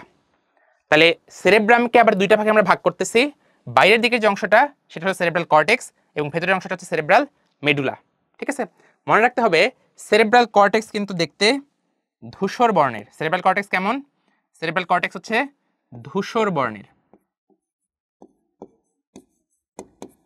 এবং সেরেব্রাল মেডুলা, মেডুলা অংশটা দেখো কি বর্ণের, তোমরা দেখতে পাচ্ছ, মেডুলা হচ্ছে হোয়াইট বা সাদা, এটা হোয়াইট ম্যাটার দিয়ে গঠিত হয়, আর সেরেব্রাল কর্টেক্স গ্রে ম্যাটার দিয়ে গঠিত হয়, ঠিক আছে। তাহলে এই জিনিসগুলো আমাদের এখানে লিখলেই আমরা এখানে ফুল মার্ক পেয়ে যাব গ নাম্বারে। এরপরে চলে আসো, উদ্দীপকের টি এর কার্যপ্রণালী বিশ্লেষণ করো। টি মানে কি? আমরা অলরেডি দেখেছি, টি হচ্ছে আমাদের সুষুম্না কাণ্ড, তাই না? টি হচ্ছে আমাদের সুষুম্না কাণ্ড, এবং সুষুম্না কাণ্ড কিভাবে কাজ করে এটা আমরা একটু আগেই দেখেছি, এই যে এই ছবিতে আমরা দেখছি। আচ্ছা, সুষুম্না কাণ্ড মেইনলি প্রতিবর্তী ক্রিয়াতে হেল্প করে, ঠিক আছে, প্রতিবর্তী ক্রিয়াতে হেল্প করে। যেরকম তোমাকে একটা মশা কামড় দিছে, তুমি দ্রুত রেসপন্স করে মশাটাকে তাড়াই দিচ্ছ বা মশাটাকে মেরে ফেলতেছো, অথবা তুমি একটা কোনো গরম পাতিলে তোমার হাত চলে গেছে, তুমি কি দ্রুত সরাই নিবে না, এটাকে বলা হয় প্রতিবর্তক ক্রিয়া, ঠিক আছে। তাহলে এই প্রতিবর্তী ক্রিয়াতে অংশগ্রহণ করে হচ্ছে আমাদের সুষুম্না কাণ্ড। সে কিভাবে কাজ করে সেটা আমরা এখানে বিশ্লেষণ করছি, ঠিক আছে। কি হয়, মশা যদি এখানে কামড় দেয়, মশা কামড় দিলে কি হয়, এই কামড়ের উদ্দীপনা একটা অনেকগুলো স্নায়ুর মাধ্যমে সুষুম্না কাণ্ডে চলে যায়, সুষুম্না কাণ্ডে চলে যায়, এবং সুষুম্না কাণ্ড তখন ডিসাইড করে যে তোমাকে হাতটা দ্রুত সরাই নিতে হবে ওখান থেকে। এই জন্য সে কি করে, এখান থেকে আরেকটা স্নায়ুর মাধ্যমে বা আরো কতগুলো স্নায়ুর মাধ্যমে আরেকটা সিগন্যাল তোমার হাতের পেশিতে পাঠিয়ে দেয় এবং তুমি হাতটা দ্রুত সরাই নাও, ঠিক আছে। এটা হলো প্রতিবর্ত ক্রিয়া, এবং এভাবেই কাজ করে হচ্ছে আমাদের সুষুম্না কাণ্ড। তাহলে এটা আমরা সলভ করে ফেললাম। তাহলে আসো আরেকটা সৃজনশীলে আমরা চলে আসি। এখানে আমরা দেখতে পাচ্ছি এম এবং এন দেওয়া আছে, এম এবং এন দেওয়া আছে আমাদের, এম এন। এম দ্বারা কি বোঝাচ্ছে? এম হচ্ছে নালীহীন গ্রন্থি, এম দ্বারা নালীহীন গ্রন্থিকে বোঝানো হচ্ছে, ঠিক আছে। তাহলে একটু আসো, গ্রন্থি কি জিনিস এটা আমাদেরকে একটু বুঝতে হবে। গ্রন্থি কি জিনিস? গ্রন্থি মানে মনে রাখবে একটা থলি, ঠিক আছে। গ্রন্থি কি জিনিস? এটা একটা থলি। তো ধরো যে এটা একটা থলি, তাই না? কি দ্বারা গঠিত হয়েছে থলিটা? কোষ দ্বারা, অনেক কোষ, এর চারপাশে এরকম অনেক কোষ আছে, এরকম অনেক কোষ আছে। আচ্ছা, এই যে আমাদের থলিটা, এখানে কোনো নালী আমরা দেখতে পাচ্ছি না, ঠিক আছে, এই জন্য এটাকে বলা হয় নালীহীন গ্রন্থি, নালীহীন গ্রন্থি। আবার আরেক ধরনের গ্রন্থি বা থলি থাকতে পারে, আরেক ধরনের গ্রন্থি বা থলি থাকতে পারে যাদের নালী থাকে, যেরকম এরকম হতে পারে,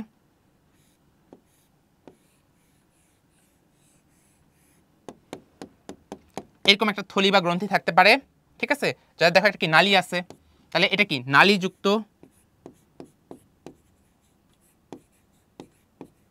এটা হচ্ছে নালীযুক্ত গ্রন্থি। তো দুই ধরনের গ্রন্থি থেকেই গ্রন্থির কোষগুলা থেকে কিছু ক্ষরণ হয়, কিছু রস বের হয়, কিছু তরল খরিত হয়, ঠিক আছে। তাহলে মাঝখানে ধরো এই যে তরল। আচ্ছা, নালীহীন গ্রন্থি থেকেও এটা হয়, আবার আমাদের নালীবিহীন গ্রন্থি থেকেও এই ক্ষরণটা হয়, নালীযুক্ত গ্রন্থি থেকেও এটা হয়, ঠিক আছে। তাহলে এই যে মাঝখানের ক্ষরণটা, নালীহীন গ্রন্থির ক্ষেত্রে এই ক্ষরণটাকে বলা হয় হচ্ছে, এই তরলটাকে বলা হয় হরমোন, এটাকে বলা হয় হরমোন। আর নালীযুক্ত গ্রন্থির ক্ষেত্রে মাঝখানের এই যে তরলটা আছে, এটাকে বলা হয় এনজাইম, ঠিক আছে, এটাকে বলা হয় এনজাইম। আচ্ছা, আমাদের দেহে এরকম অনেকগুলা নালীহীন গ্রন্থি আছে, ঠিক আছে, অনেকগুলা নালীহীন গ্রন্থি আছে যেগুলো আমাদের জন্য খুবই গুরুত্বপূর্ণ। এই নালীহীন গ্রন্থিগুলো সম্পর্কেই এখানে অ্যাকচুয়ালি জানতে চাওয়া হয়েছে। দেখো কি বলছে, মানবদেহে এম এর অবস্থান বর্ণনা করো। এম মানে কি বোঝাইছে? নালীহীন গ্রন্থি। এম মানে হচ্ছে নালীহীন গ্রন্থি। তাহলে নালীহীন গ্রন্থিগুলো আমাদের দেহে কোথায় অবস্থিত সেটা আমাদেরকে একটু বলতে হবে এবং তাদের নাম জানতে হবে। আচ্ছা, তাহলে আমরা একটা ছবি দেখার চেষ্টা করব এবং ছবির মাধ্যমে এগুলো মনে রাখার চেষ্টা করব। আচ্ছা, দেখো প্রথম যে গ্রন্থিটা আমরা দেখতে পাচ্ছি, প্রথম যে নালীহীন গ্রন্থিটা, সেটা হচ্ছে আমাদের এই গ্রন্থিটা, পিটুইটারি। ঠিক আছে, পিটুইটারি। তাহলে প্রথম নালীহীন গ্রন্থি কোথায় অবস্থান করতেছে? এই জায়গাতে আছে। ঠিক আছে, আচ্ছা, তাহলে প্রথম আমাদের নালীহীন গ্রন্থি যেটার নাম হচ্ছে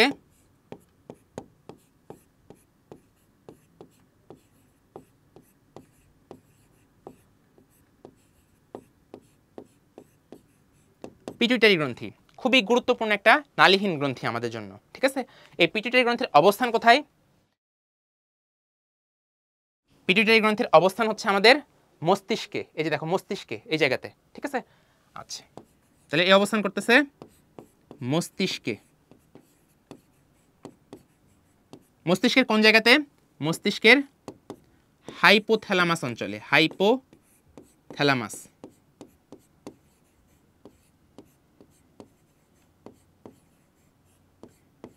ঠিক আছে, হাইপোথ্যালামাস অঞ্চলে পিটুইটারি গ্রন্থিটা অবস্থান করে। এরপরে যে গ্রন্থিটা আছে আমাদের, সেটা হচ্ছে থাইরয়েড গ্রন্থি। খুবই গুরুত্বপূর্ণ একটা গ্রন্থি। ঠিক আছে, থাইরয়েড গ্রন্থি।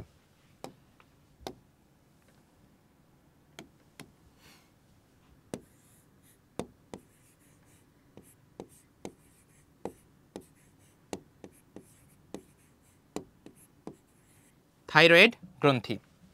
আচ্ছা, থাইরয়েড গ্রন্থি কোথায় অবস্থান করতেছে? দেখো, থাইরয়েড গ্রন্থি, এই যে থাইরয়েড গ্রন্থি, এটা আমাদের গলাতে অবস্থান করতেছে। ঠিক আছে, আমাদের গলায় বা গলার সামনের অংশে।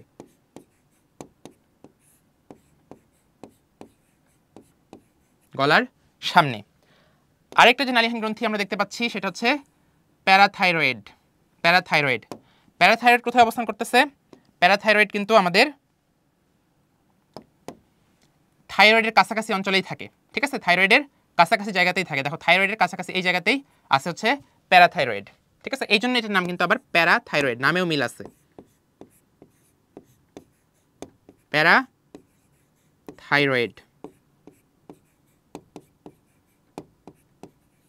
অবস্থান কোথায় তাহলে? থাইরয়েডের পাশে।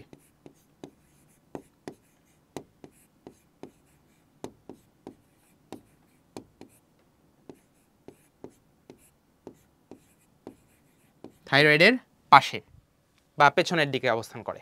আচ্ছা, এরপরে দেখো আরেকটা গ্রন্থি, থাইমাস গ্রন্থি। এই গ্রন্থির নাম হচ্ছে থাইমাস গ্রন্থি।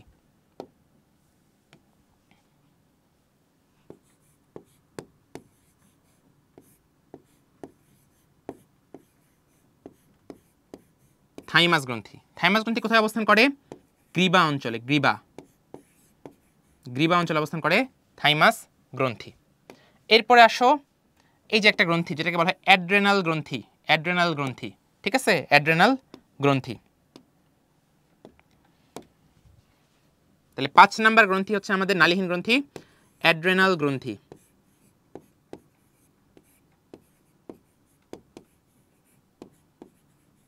অ্যাড্রেনাল গ্রন্থি।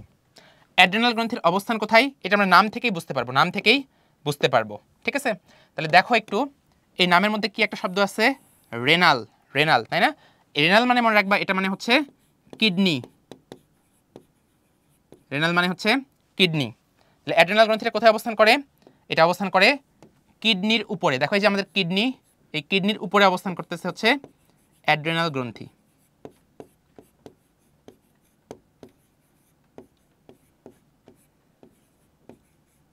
কিডনির উপরে অবস্থান করতেছে। এরপরে আমরা দেখতে পাচ্ছি আরেকটা গ্রন্থি যেটার নাম হচ্ছে অগ্নাশয়।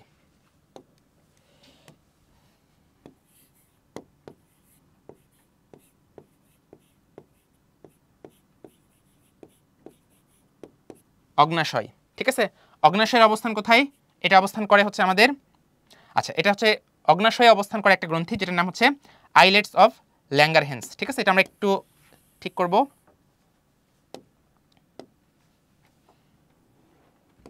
অগ্নাশয়ের ভিতরে একটা গ্রন্থি থাকে যার নাম হচ্ছে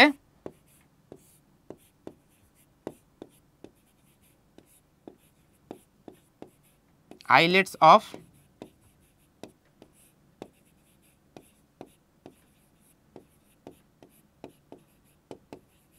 ল্যাঙ্গারহ্যান্স। ঠিক আছে, এটা অগ্নাশয়ের ভিতরে থাকে। এটা কোথায় থাকে? অগ্নাশয়ের ভিতরে।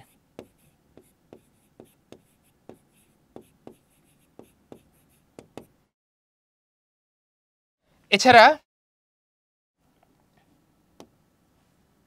আমাদের মেয়েদের ক্ষেত্রে গর্ভাশয় এবং ছেলেদের শুক্রাশয়ের ভেতরে অবস্থান করে হচ্ছে জনন গ্রন্থি।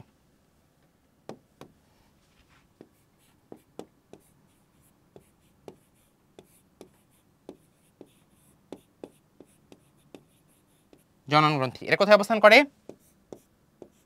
মেয়েদের ক্ষেত্রে ডিম্বাশয় এবং ছেলেদের শুক্রাশয়ে অবস্থান করে। ঠিক আছে, তাহলে এটাই হচ্ছে আমাদের নালীহীন গ্রন্থিগুলার নাম এবং তাদের অবস্থান। ঠিক আছে, আশা করি আমরা বুঝতে পারছি। তাহলে এই প্রশ্নটা আমরা দেখি এবার। দেখো এখানে কয়েকটা পয়েন্টের কথা বলছে।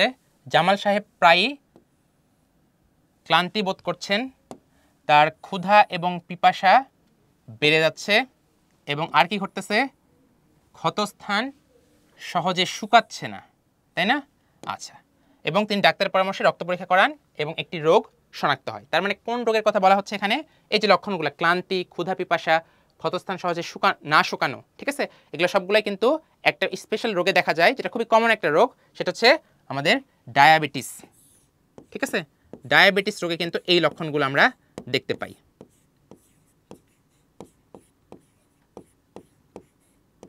তাহলে ডায়াবেটিস কি জিনিস এটা আমাদেরকে প্রথমে একটু বুঝতে হবে। ঠিক আছে, ডায়াবেটিস মানে হচ্ছে তোমার দেহে রক্তে গ্লুকোজের পরিমাণ বেড়ে যাওয়া। ঠিক আছে, রক্তে, তাহলে ডায়াবেটিস মানে আমরা একটু লিখে রাখি, ডায়াবেটিস হচ্ছে রক্তে গ্লুকোজ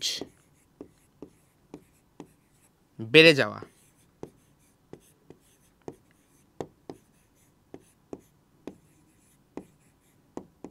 ঠিক আছে, আচ্ছা, তো নর্মালি আমাদের দেহে রক্তে যদি গ্লুকোজের পরিমাণ একটু বেড়ে যায়, বেশি খাওয়ার ফলে আমাদের যদি গ্লুকোজের পরিমাণ বেড়ে যায়, সেটাকে নিয়ন্ত্রণ করার জন্য বা সেটাকে কমানোর জন্য একটা হরমোন আবার কাজ করে, একটা হরমোন কাজ করে।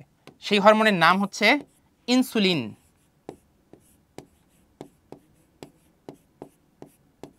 ইনসুলিন হরমোন রক্তে গ্লুকোজের পরিমাণ কমাতে সাহায্য করে। ইনসুলিন কি করে?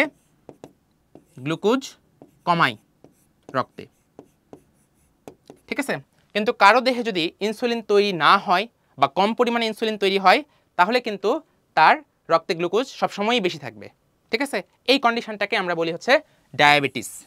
এবং যদি রক্তে গ্লুকোজ বেশি থাকে, তাহলে দেখা যায় যে গ্লুকোজ প্রস্রাব দিয়েও বের হয়ে যাচ্ছে। ঠিক আছে, তাহলে এটাও ঘটতে পারে। আচ্ছা, এখন আসো আমাদের গ নাম্বারে চাইছে জামাল সাহেবের রোগটি হওয়ার কারণ ব্যাখ্যা করো। কি কারণে এই রোগটি জামাল সাহেবের হচ্ছে, এটা আমাদেরকে একটু ব্যাখ্যা করতে হবে। তাহলে এই ডায়াবেটিস কেন হতে পারে এটা আমাদেরকে জানতে হবে। আচ্ছা, ডায়াবেটিস হওয়ার অনেকগুলো কারণ আছে। এর মধ্যে একটা গুরুত্বপূর্ণ কারণ হচ্ছে আমাদের যদি বংশে কারো ডায়াবেটিস থাকে, ঠিক আছে, এটা একটা বংশগত রোগ। বংশে যদি কারো ডায়াবেটিস থাকে, আমার মা বাবার যদি ডায়াবেটিস থাকে, আমারও কিন্তু ডায়াবেটিস হওয়ার চান্স বেশি। ঠিক আছে, কারো আমরা বলছি ইনসুলিন এখানে গুরুত্বপূর্ণ, ইনসুলিন গুরুত্বপূর্ণ। কারো দেহে যদি ইনসুলিন কোনো কারণে তৈরি না হয়, জন্মগতভাবে যদি ইনসুলিন তৈরি না হয়, তাহলে কিন্তু তার রক্তে গ্লুকোজের পরিমাণ কম রাখা পসিবল হবে না, রক্তে সবসময় গ্লুকোজ বেশি থাকবে। তাহলে ইনসুলিন যদি তৈরি না হয়, ইনসুলিন তৈরি না হওয়া, এটাও একটা কারণ হতে পারে।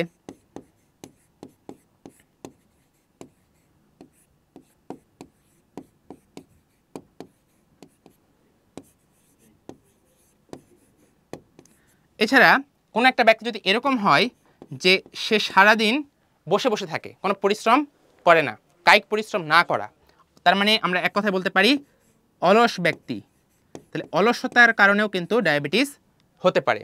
ঠিক আছে, এবং অতিরিক্ত কার্বোহাইড্রেট জাতীয় খাবার, অতিরিক্ত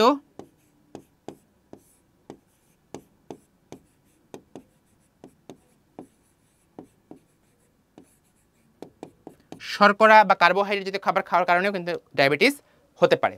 এছাড়া কেউ যদি অতিরিক্ত স্থূল হয়,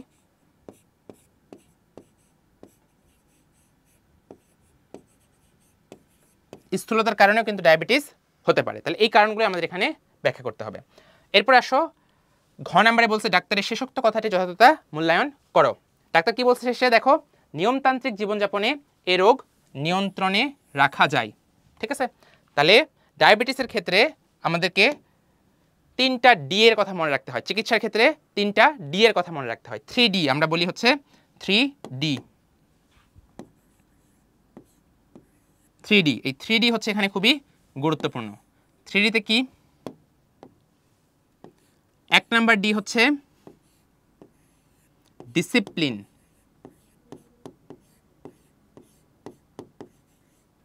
ঠিক আছে, ডিসিপ্লিন মানে কি? ডিসিপ্লিন মানে হচ্ছে শৃঙ্খলা, তাই না?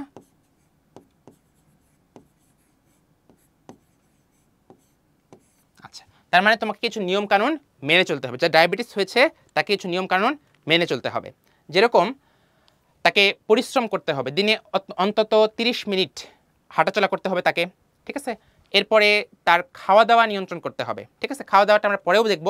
তার আগে আমরা তাকে নিয়মিত ডাক্তারের কাছে যেতে হবে, তার ডায়াবেটিসটা নিয়মিত চেক করতে হবে, গ্লুকোজ কি অতিরিক্ত বেড়ে গেল কিনা সেটা চেক করতে হবে। ঠিক আছে, এবং তাকে হচ্ছে কিছু ওষুধ খেতে হবে। ঠিক আছে, আচ্ছা, তাহলে ডিসিপ্লিন থাকতে হবে, ডিসিপ্লিন লাইফ লিড করতে হবে, একটা ডি। এরপরে ডি হচ্ছে আমাদের ডায়েট। ঠিক আছে, আচ্ছা, ডায়েট মানে হচ্ছে খাবার দাবারের যে ব্যাপারটা আমাদের,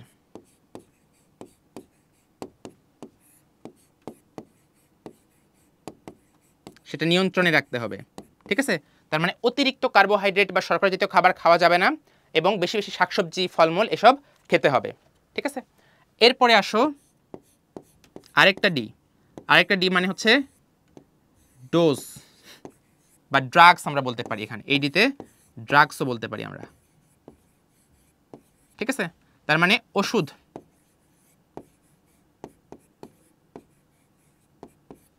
ডাক্তারের যে দেওয়া যে ওষুধগুলো আছে তাকে নিয়মিত খেতে হবে। ঠিক আছে, তাহলে 3টা ডি যদি আমরা মেনটেন করি, ডিসিপ্লিন, তাকে শৃঙ্খলাপূর্ণ জীবনযাপন করতে হবে, রেগুলার ব্যায়াম করতে হবে, এবং ডায়েট খাবার দাবার কন্ট্রোল করতে হবে, অতিরিক্ত শর্করা খাওয়া যাবে না, এবং তাকে অতিরিক্ত চর্বিও খাওয়া যাবে না, বেশি বেশি কী খেতে হবে? শাকসবজি ফলমূল এসব খাবার বেশি খেতে হবে, এবং তাকে ডোজ বা ড্রাগস সম্পর্কে সচেতন থাকতে হবে। ডাক্তার যে ওষুধগুলো তাকে দিবে সেগুলো নিয়মিত প্রত্যেকদিন খেতে হবে। ঠিক আছে, এই 3টা ডি যদি একজন পেশেন্ট মেনে চলে তাহলে কিন্তু ডায়াবেটিসের কোনো সমস্যা তার হবে না, আশা করা যায় ইনশাল্লাহ।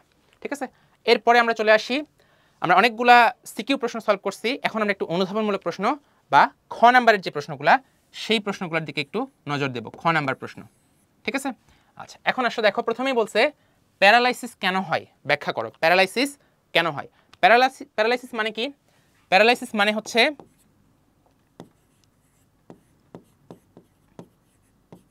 দেহের কোনো একটা অংশের ঐচ্ছিক পেশির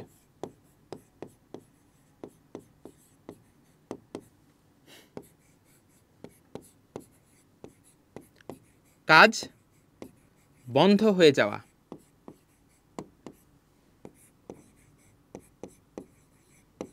এটাই হচ্ছে প্যারালাইসিস।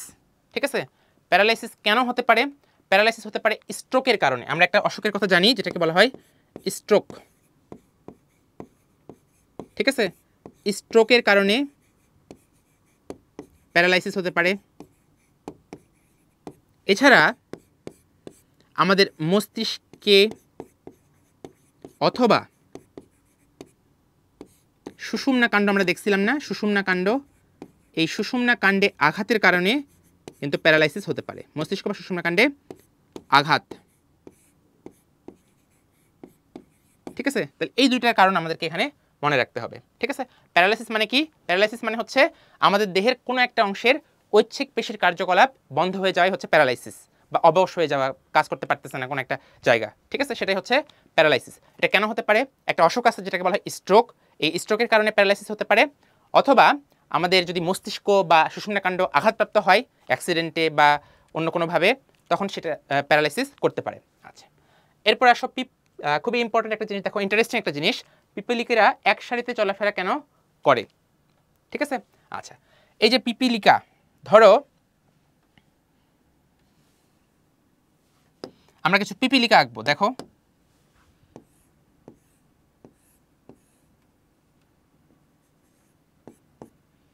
ধরো এটা একটা পিপিলিকা,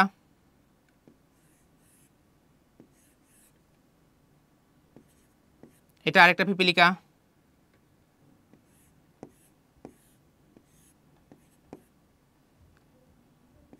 এটা আরেকটা পিপিলিকা, ঠিক আছে। এরকম অনেকগুলো পিপিলিকা আছে, এদের পা আছে, আমরা ধরে নিচ্ছি এগুলাই পিপিলিকা, ঠিক আছে। আচ্ছা, তো এরকম অনেকগুলো পিপিলিকা আছে এবং একটা পিপিলিকা কি করছে, এইদিকে ভ্রমণে বের হয়েছে, এদিকে যাচ্ছে, যেতে যেতে একটা জায়গাতে সে কিছু খাবারের সন্ধান পাইছে। ধরো এই জায়গাতে সে কিছু খাবারের সন্ধান পাইছে, এখানে কিছু খাবারের সন্ধান পাইছে, এখানে খাবার আছে এবং এই খাবারের জায়গাতে কে আসছে, আমাদের এই পিপিলিকা সাহেব চলে আসছে, চলে আসছে এখানে, ঠিক আছে। খাবারের কাছে ঘুরতে ঘুরতে এদিকে সে চলে আসছে, এই পিপিলিকা এদিকে চলে আসছে, এখানে চলে আসছে, ঠিক আছে। আচ্ছা, তাহলে সে কি করবে, এই খাবার যখন সে পেয়ে যাবে, খাবার এখান থেকে গ্রহণ করবে এবং গ্রহণ করে সে কি করবে, এই পথ দিয়ে আবার তার বাড়িতে চলে যাবে, বাকি পিপিলিকাদের কাছে চলে যাবে, ঠিক আছে। এই পথ দিয়ে ধরো বাকি পিপিলিকাদের কাছে বা তার যে বাড়ি আছে সেই বাড়িতে চলে যাবে। তো সে যখন এই পথ দিয়ে যাবে, যাওয়ার সময় এই পথে সে হচ্ছে একটা স্পেশাল জিনিস, একটা স্পেশাল রাসায়নিক পদার্থ যেটাকে বলা হয় ফেরোমন। এই ফেরোমন নামক রাসায়নিক পদার্থটা ছড়াই দিয়ে যাবে এই পুরা পথে। এই দিক দিয়ে গেলে এইদিকে, যদি এই দিক দিয়ে সে ভ্রমণ করে এই দিকে, তাহলে পুরো জায়গাতে কি করবে, ফেরোমন নামক রাসায়নিক পদার্থটা ছড়াই দিবে, তার দেহ থেকে ফেরোমন নামক রাসায়নিক পদার্থটা ছড়াই দিবে, ঠিক আছে। তাহলে এই ফেরোমনের গন্ধে বা ফেরোমনের আকর্ষণে বাকি যে পিপিলিকা আছে, এই পিপিলিকা এও কিন্তু এইদিকে তখন যেতে পারবে, বা এই দিক দিয়ে এই পথ দিয়ে পিপিলিকাটা খাবারের কাছে যেতে পারবে, ঠিক আছে। তাহলে এই যে ফেরোমন পদার্থটা ছড়াচ্ছে পিপিলিকা যাতায়াতের সময়, এই ফেরোমনের গন্ধে বা ফেরোমনের আকর্ষণেই প্রত্যেকটা পিপিলিকা কিন্তু ওই একই পথ দিয়ে চলাফেরা করতে পারবে, ঠিক আছে। তাহলে মেইন কারণ হচ্ছে ফেরোমন, ঠিক আছে। এই ফেরোমন নামক রাসায়নিকের কারণেই পিপিলিকারা একটা পথে চলাফেরা করে। এরপরে আসো, মশার কামড়ে আমরা কিভাবে সাড়া দেই, তাই না? মশার কামড়ে আমরা কিভাবে সাড়া দেই, এটা হচ্ছে একটা প্রতিবর্তী ক্রিয়া। মশার কামড় হচ্ছে একটা প্রতিবর্তী ক্রিয়া।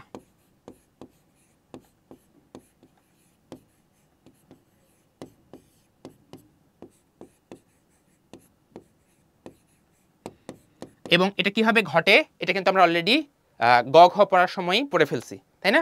আমরা দেখছিলাম যে আমার হাতে যদি মশা কামড় দেয়, এখান থেকে স্নায়ুর মাধ্যমে সিগন্যাল আমার সুষুম্না কাণ্ডে চলে যাবে, সুষুম্না কাণ্ডে, এবং সুষুম্না কাণ্ড তখন ডিসাইড করবে যে আমি কি করব, হাতটা সরাই নিব না ওখানে রাখবো, না মশাটাকে মারবো, ঠিক আছে। তাহলে আরও কিছু স্নায়ুর মাধ্যমে সিগন্যাল চলে যাবে আমার হাতে, এবং তারপরে সেটা আমরা ডিসাইড করবো যে কি করব আমরা, ঠিক আছে। তাহলে এটাই হচ্ছে প্রতিবর্তী ক্রিয়া, যেটা আমরা অলরেডি দেখছি। এরপরে আসো, ফ্লোরিজেনকে পোস্টুলেটেড হরমোন বলা হয় কেন? আচ্ছা, তাহলে প্রথমে আমাদেরকে একটু বুঝতে হবে যে এই যে পোস্টুলেটেড হরমোন মানে কি, পোস্টুলেটেড হরমোন মানে কি জিনিস। আচ্ছা, উদ্ভিদের দেহে দুই রকমের হরমোন আছে। এদের এক ধরনের হরমোনকে বলা হয়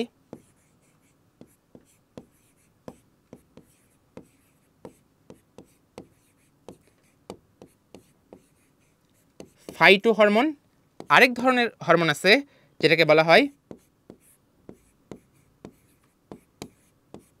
পোস্টুলেটেড হরমোন, ঠিক আছে। তাহলে উদ্ভিদের দেহে এরকম দুই রকমের হরমোন আছে, একটা ফাইটো হরমোন আর একটা পোস্টুলেটেড হরমোন। আচ্ছা, তাহলে এই ফাইটো হরমোন হচ্ছে সেই হরমোন যেগুলো উদ্ভিদের দেহ থেকে আলাদাভাবে শনাক্ত করা গেছে, বা আলাদা করা গেছে, উদ্ভিদের দেহ থেকে আলাদা করা গেছে, শনাক্ত করা গেছে, তাদের গঠন সম্পর্কে জানা গেছে। আর পোস্টুলেটেড হরমোন কারা, যারা ধারণা করা হচ্ছে যে এই হরমোনগুলো উদ্ভিদের দেহে আছে, কিন্তু বিজ্ঞানীরা এখনও আলাদাভাবে তাদেরকে শনাক্ত করতে পারে নাই, এরকম হরমোনকে বলা হয় পোস্টুলেটেড হরমোন। তাহলে পোস্টুলেটেড হরমোন কারা, যাদেরকে আলাদাভাবে শনাক্ত করা হয়নি এখনো বা যায়নি।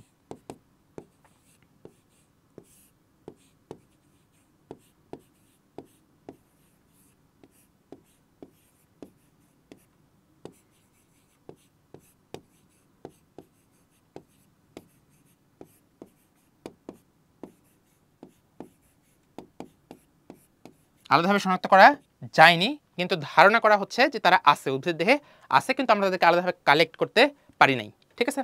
আচ্ছা, তাহলে এরকম পোস্টুলেটেড হরমোন কিন্তু দুইটা আছে, এই হরমোনগুলোর নামও আমাদেরকে একটু মনে রাখতে হবে। এদের একটার নাম হচ্ছে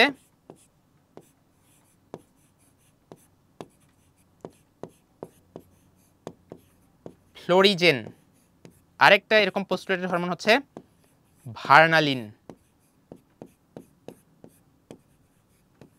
ঠিক আছে। আচ্ছা, এরপরে আসো প্রাণরস কাকে বলে। প্রাণরস কিন্তু আলাদা কোনো কিছু না, প্রাণরস সম্পর্কে আমরা অলরেডি জানছি। প্রাণরস এর আরেকটা নাম হচ্ছে, ভালো নাম হচ্ছে হরমোন। তাহলে এই প্রাণরস বা হরমোন কি জিনিস?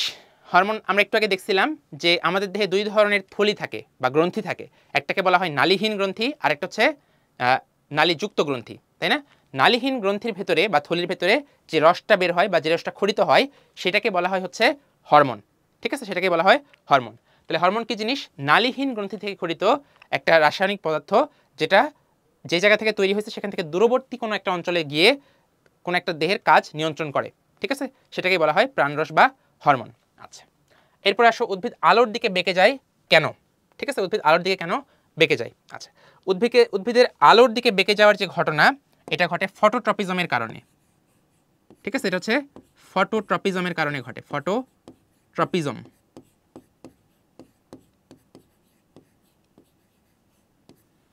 তাহলে ধরো যে এটা হচ্ছে আমাদের একটা উদ্ভিদ,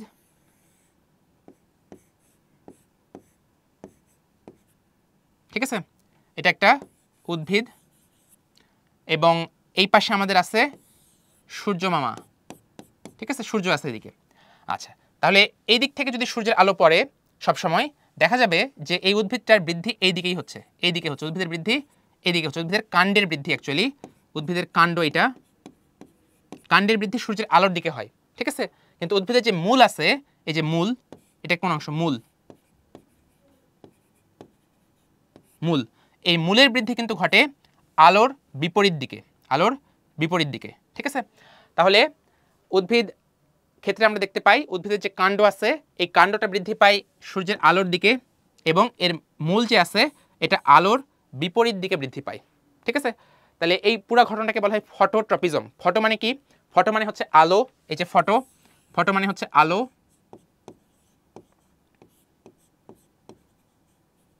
আর ট্রপিজম মানে কি?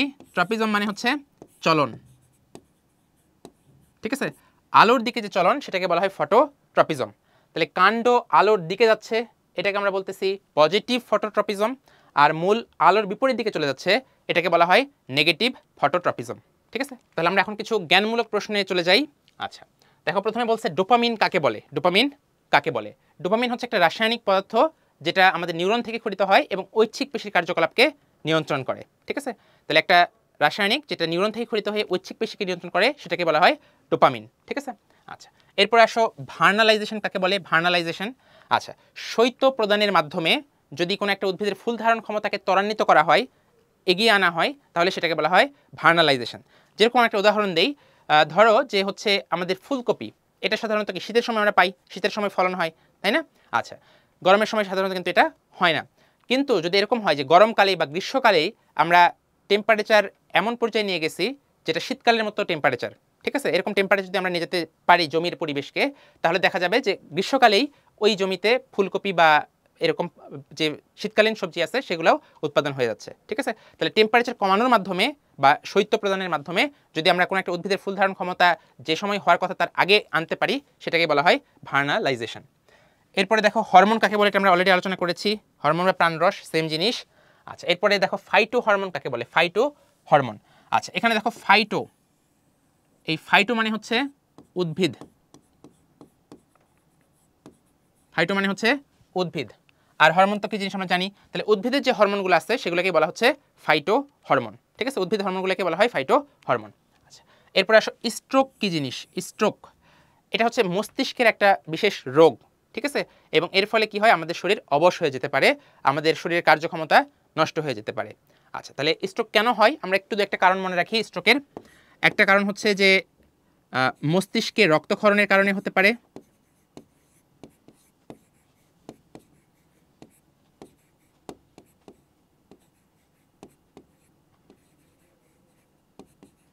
মস্তিষ্কে রক্তক্ষরণের কারণে হতে পারে, অথবা যদি মস্তিষ্কের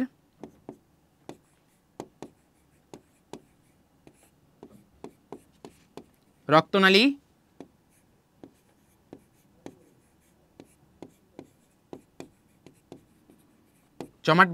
রক্তনালীতে রক্ত জমাটবদ্ধ হয়ে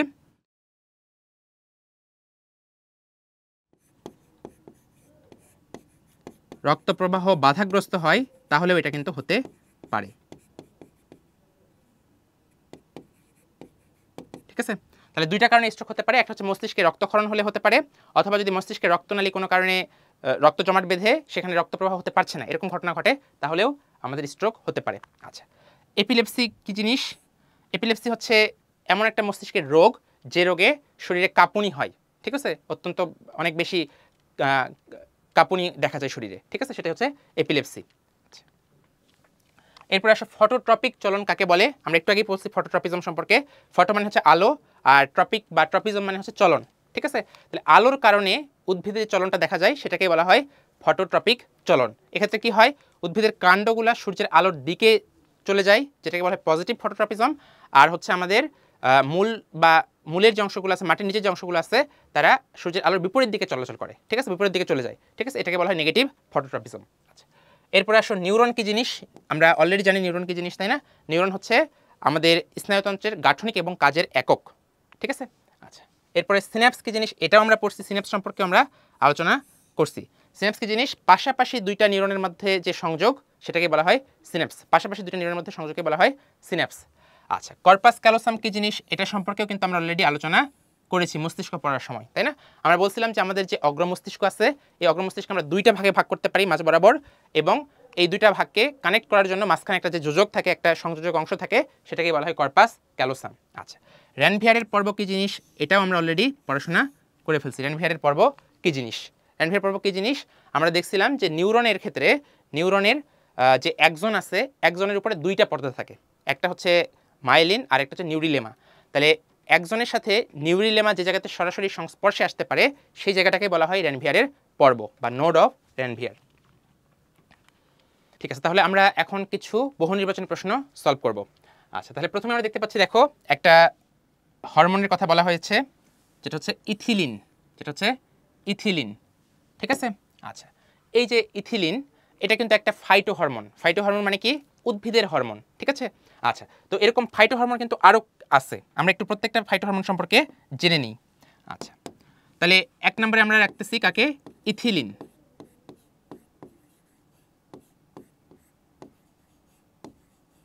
ইথিলিন, ঠিক আছে। এরপরে আরেকটা ফাইটো হরমোন আছে, যেটার নাম হচ্ছে অক্সিন। আচ্ছা, এরপরে একটি ফাইটো হরমোন আছে যেটাকে বলা হয় জিবেরেলিন।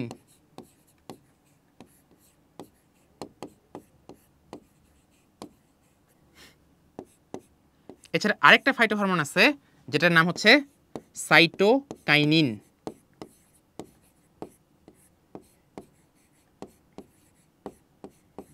সাইটোকাইনিন, ঠিক আছে। তাহলে এই প্রত্যেকটা হরমোনের কাজ কিন্তু আমাদের জন্য খুবই গুরুত্বপূর্ণ এমসিকিউ এর জন্য। ঠিক আছে, আচ্ছা, তাহলে ইথিলিন কি করে? ইথিলিন ফল পাকাতে সাহায্য করে, এটা আমাদেরকে মনে রাখতে হবে। ইথিলিন ফল পাকাতে সাহায্য করে। এরপর আসো অক্সিন কি করে? অক্সিন খুব ইন্টারেস্টিং একটা কাজ করে, সে কি করতে পারে? বীজহীন ফল উৎপাদন করতে পারে। বীজহীন ফল উৎপাদনে কাজ করে হচ্ছে অক্সিন। বীজহীন ফল উৎপাদনে সাহায্য করে হচ্ছে অক্সিন। এরপর আসো জিবেরেলিন। জিবেরেলিন কি কাজ করে? জিবেরেলিন হচ্ছে বীজের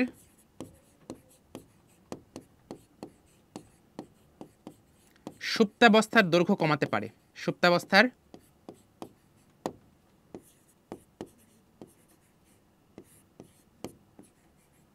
দৈর্ঘ্য কমায়, প্লাস আরেকটা কাজ এখানে আমাদেরকে মনে রাখতে হবে, সেটা হচ্ছে এই অঙ্কুরোদ্গমে সাহায্য করে। অঙ্কুরোদ্গম, বীজের অঙ্কুরোদ্গমেও সে সাহায্য করে। ঠিক আছে, আচ্ছা, এরপর আসো সাইটোকাইনিন। সাইটোকাইনিন হচ্ছে কোষ বিভাজনে সাহায্য করে। কোষ বিভাজন,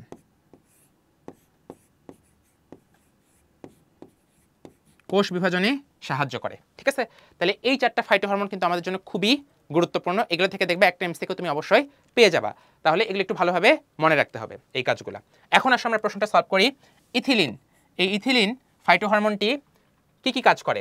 আচ্ছা, এর একটা কাজ আমরা পড়ছিলাম অলরেডি, ফল পাকাতে সাহায্য করে, এটা অবশ্যই কারেক্ট হবে, তাই না? এবং এটা একটা গ্যাসীয় পদার্থ, এটাও একটু মনে রাখতে হবে, এটা একটা গ্যাসীয় পদার্থ, ঠিক আছে, কিন্তু সে বার্ধক্য বিলম্বিত করতে কাজ করে না। তাহলে আমাদের অ্যান্সার হচ্ছে 1 এবং 3 কোথায় আছে, বিতে আছে, ঠিক আছে। এরপর আমরা চলে আসি কৃত্রিমভাবে ফল পাকাতে কোনটি ব্যবহার করা হয়। এই যে দেখো ফল পাকানোর কথা বলছে, আবারও ফল পাকাতে হেল্প করে কিন্তু আমাদের এই যে ইথিলিন, ঠিক আছে, ইথিলিন ফল পাকাতে সাহায্য করে। এরপরে আমরা চলে আসি, দেখো আরেকটি প্রশ্ন, পুষ্পায়নে বড়দিনের উদ্ভিদে দৈনিক গড়ে কত ঘন্টা আলো প্রয়োজন, ঠিক আছে।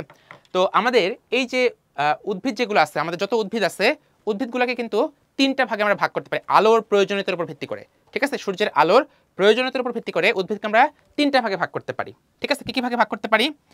একটা হচ্ছে ছোট দিনের উদ্ভিদ,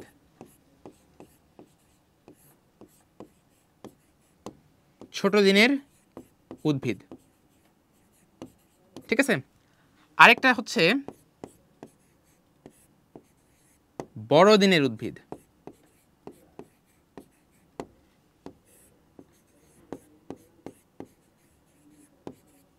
আচ্ছা। আরেকটা ভাগ হচ্ছে আমাদের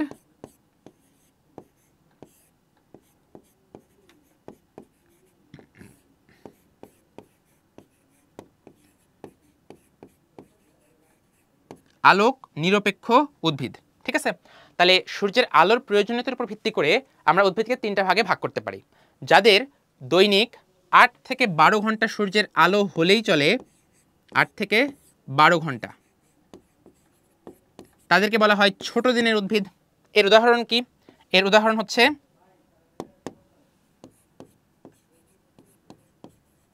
চন্দ্রমল্লিকা,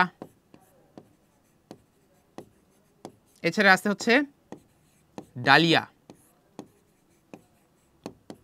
এদের 8 থেকে 12 ঘন্টা হলেই চলে, ফুল ফোটাতে পারে তারা। আচ্ছা, এরপরে আসো,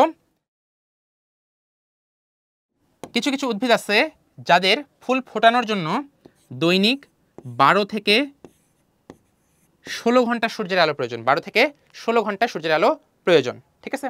তাদেরকে বলা হয় বড় দিনের উদ্ভিদ। এদের উদাহরণ হচ্ছে ঝিঙে এবং লেটুস, ঠিক আছে, ঝিঙে এবং লেটুস। আবার কিছু কিছু উদ্ভিদ আছে যাদের ফুল ফোটানোর জন্য বা তাদের জীবনযাপনের জন্য সূর্যের আলোর প্রত্যক্ষ কোনো প্রয়োজন নাই, সূর্যের আলো হলেও চলে, না হলেও চলে। এদেরকে বলা হয় আলোক নিরপেক্ষ উদ্ভিদ, ঠিক আছে, এদেরকে বলা হয় আলোক নিরপেক্ষ উদ্ভিদ। আচ্ছা, এর উদাহরণ কি? আলোক নিরপেক্ষ উদ্ভিদের উদাহরণ হচ্ছে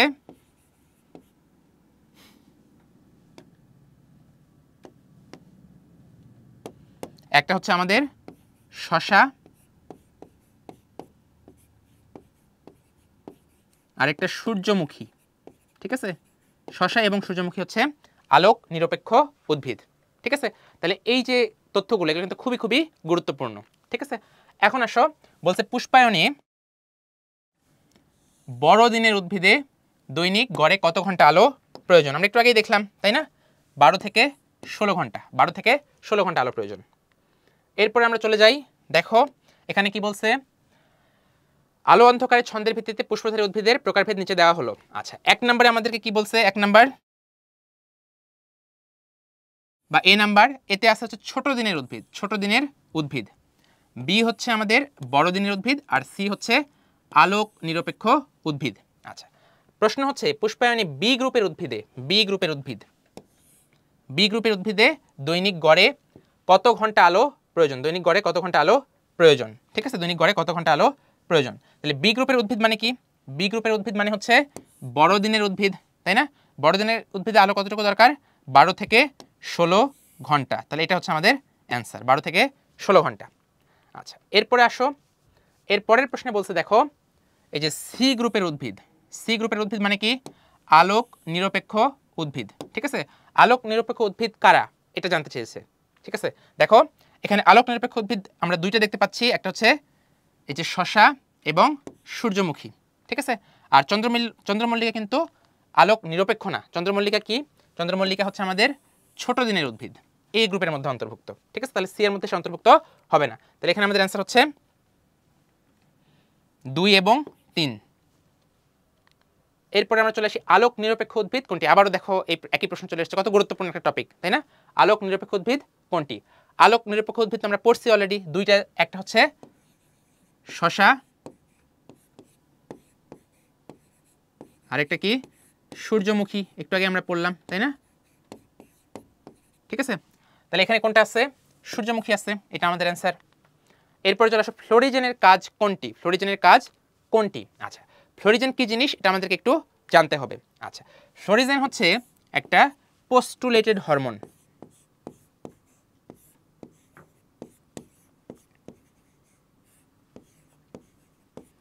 পোস্টুলেটেড হরমোন হচ্ছে ফ্লোরিজেন। পোস্টুলেটেড হরমোন কি জিনিস আমরা কিন্তু একটু আগে আলোচনা করেছি তাই না? পোস্টুলেটেড হরমোন হচ্ছে উদ্ভিদের সেই হরমোনগুলা যেই হরমোনগুলা এখনো উদ্ভিদের দেহে থেকে আলাদাভাবে শনাক্ত করা যায়নি, তাদের গঠন সম্পর্কে আলাদাভাবে জানা যায়নি, কিন্তু তারা উদ্ভিদের দেহে আছে। ঠিক আছে, এরকম হরমোনকে বলা হয় পোস্টুলেটেড হরমোন। পোস্টুলেটেড হরমোন আমাদের বই দুইটা দেওয়া আছে, একটা হচ্ছে ফ্লোরিজেন, এই যে ফ্লোরিজেন, এবং আরেকটা হচ্ছে আমাদের কি, আরেকটা যেটা দেওয়া আছে সেটা হচ্ছে ভার্নালিন। আমরা একটু আগে পড়ছিলাম ভার্নালিন। দুইটা পোস্টুলেটেড হরমোন আমাদের বইয়ে দেওয়া আছে, ফ্লোরিজেন এবং ভার্নালিন। ঠিক আছে, আচ্ছা, এই ফ্লোরিজেনের কাজটা আমাদের জন্য গুরুত্বপূর্ণ, ফ্লোরিজেনের কাজটা গুরুত্বপূর্ণ। আচ্ছা, তাহলে ফ্লোরিজেন দেখো ফ্লো তাই না, নামের মধ্যেই একটা শব্দ আমরা পাচ্ছি মনে হচ্ছে, সেটা হচ্ছে ফ্লাওয়ার। ফ্লোরিজেন থেকে মনে রাখবা ফ্লাওয়ার, তাহলে ফ্লোরিজেন থেকে কি মনে রাখবা? ফ্লাওয়ার। ঠিক আছে, আচ্ছা, তাহলে কি সে ফুল উৎপাদনে সাহায্য করবে, ফুল তৈরি করতে সাহায্য করবে। এবং ফুল কিভাবে তৈরি হবে? যখন পত্রমুকুলকে পুষ্পমুকুলে রূপান্তরিত করা হবে। ঠিক আছে, পুষ্প মানে কি?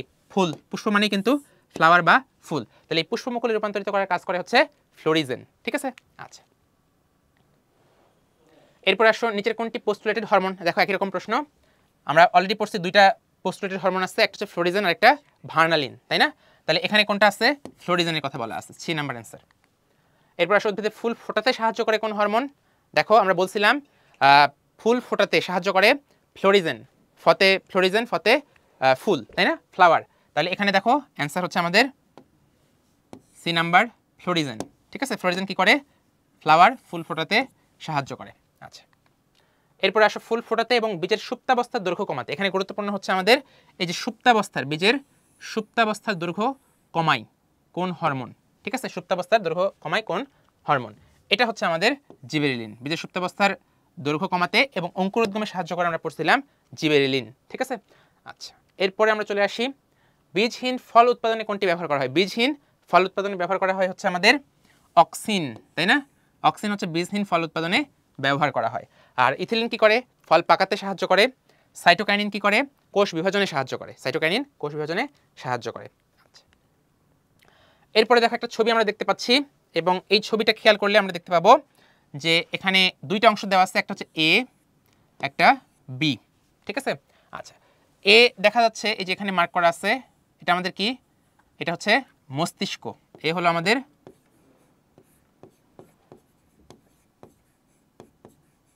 মস্তিষ্ক, আর বি কি? এখানে দেখো মস্তিষ্কের নিচে থাকে, আমরা পড়েছিলাম প্রথমের দিকেই, সেটা হলো সুষুম্না কাণ্ড। বি হচ্ছে আমাদের সুষুম্না কাণ্ড। ঠিক আছে, আচ্ছা, এখন আসো প্রশ্ন কি? প্রশ্ন বলছে এ কয়টি অংশে বিভক্ত? এ হচ্ছে কি আমাদের মস্তিষ্ক। মস্তিষ্ক আমাদের কয়টা অংশে বিভক্ত? অগ্র মস্তিষ্ক, মধ্য মস্তিষ্ক, পশ্চাৎ মস্তিষ্ক। তাহলে কয়টা অংশ হলো? 3টা তাই না? এরপর আমরা আসি বিয়ের ক্ষেত্রে।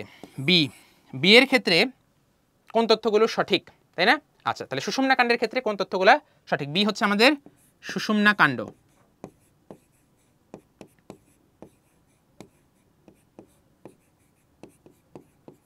আচ্ছা, এর ক্ষেত্রে দেখো 31 জোড়া স্নায়ু বের হয়। আচ্ছা, 31 জোড়া স্নায়ু বের হয়, 31 জোড়া স্নায়ু বের হয়, এটা সঠিক। আমরা এটা সম্পর্কে আলোচনা করি নাই, কিন্তু এখান থেকে অ্যাকচুয়ালি 31 জোড়া স্নায়ু বের হয়। ঠিক আছে, আমরা একটু যদি মনে করার চেষ্টা করি, আমরা কিন্তু প্রথমে এরকম একটা ছবি আঁকছিলাম, মস্তিষ্ক, তারপরে হচ্ছে এখানে আমাদের ছিল সুষুম্না কাণ্ড তাই না? এই পর্যন্ত ছিল হচ্ছে আমাদের মস্তিষ্ক, এই পর্যন্ত মস্তিষ্ক, তার নিচে হচ্ছে সুষুম্না কাণ্ড।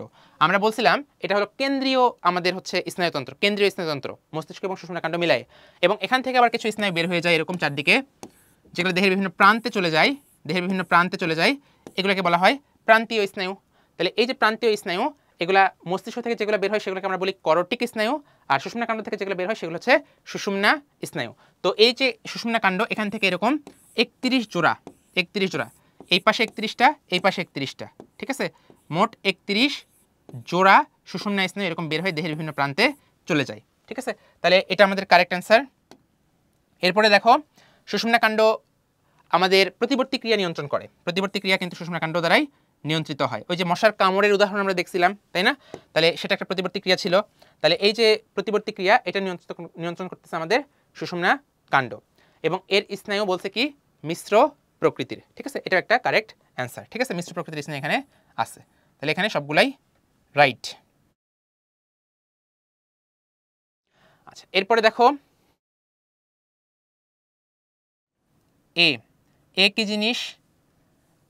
এর অবস্থান কশেরুকার ভেতর দিয়ে, কশেরুকার ভেতর দিয়ে, আর বি হচ্ছে করটিকায় অবস্থান করে, ঠিক আছে। আচ্ছা, এই দুটো আমরা আগে দেখি, এ এবং বি। কশেরুকার ভেতরে স্নায়ুতন্ত্রের কোন অংশটা অবস্থান করতো আমাদের মনে আছে নিশ্চয়? মেরুদণ্ড, মেরুদণ্ডের ভেতরে কশেরুকার ভেতরে অবস্থান করে হচ্ছে আমাদের সুষুম্না কাণ্ড।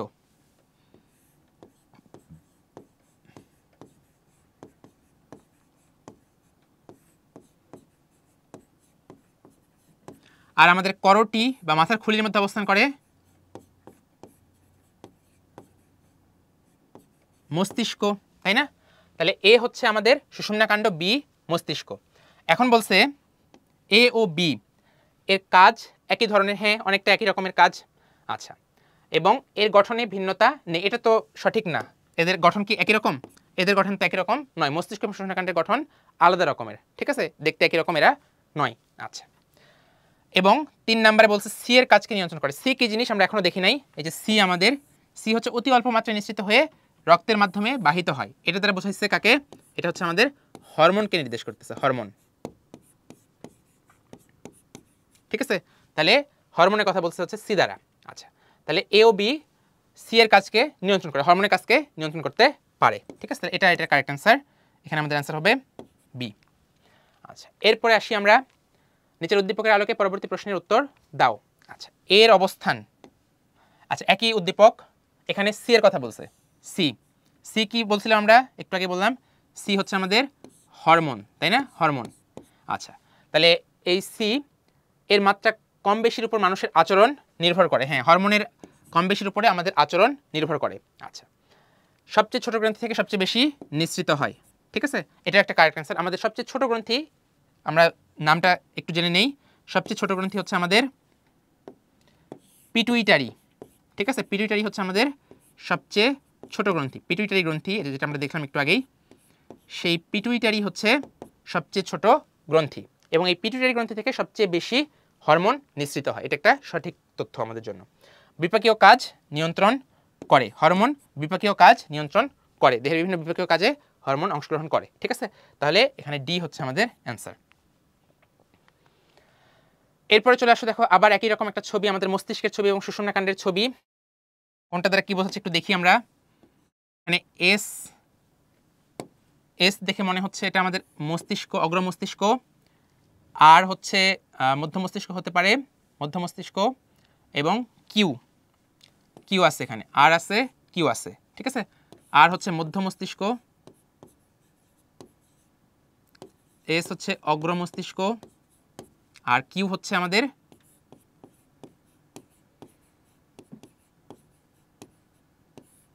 সুষুম্না কাণ্ড, ঠিক আছে।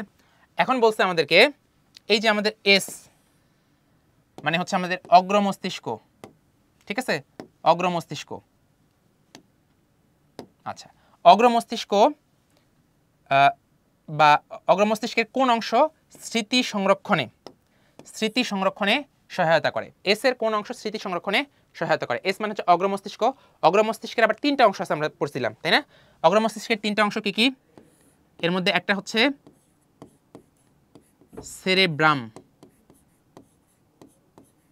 ঠিক আছে, আরেকটা হচ্ছে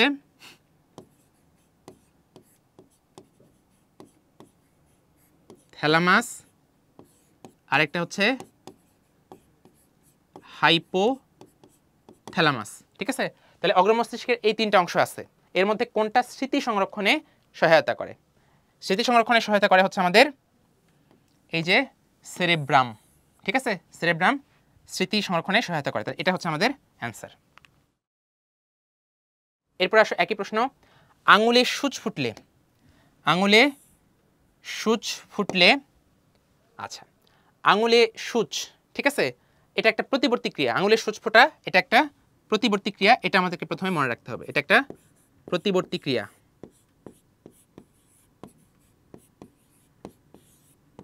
ঠিক আছে, তাহলে প্রতিবর্তী ক্রিয়ার ক্ষেত্রে কে কার্যকর থাকে? প্রতিবর্তী ক্রিয়ার ক্ষেত্রে কার্যকর থাকে আমাদের সুষুম্না কাণ্ড। মস্তিষ্ক কিন্তু এখানে কার্যকর থাকে না, এখানে কার্যকর থাকে সুষুম্না কাণ্ড।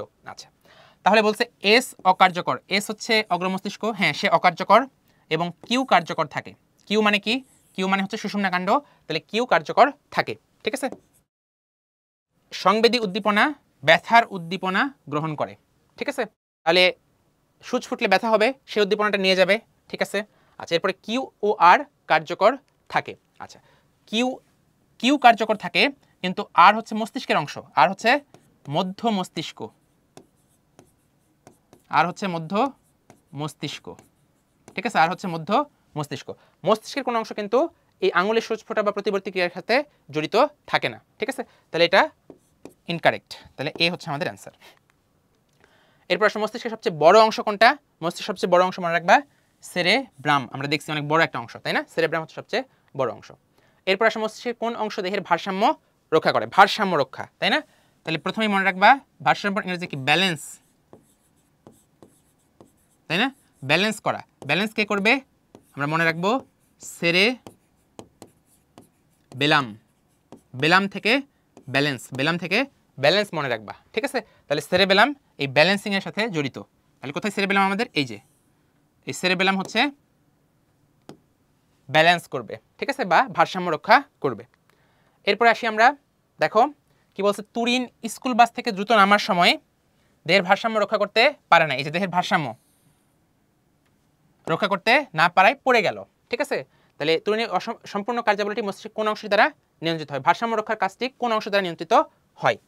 একই রকম প্রশ্ন, সেরেবেলাম। ঠিক আছে, এরপরে আসি আমরা প্রতিবর্তী ক্রিয়া।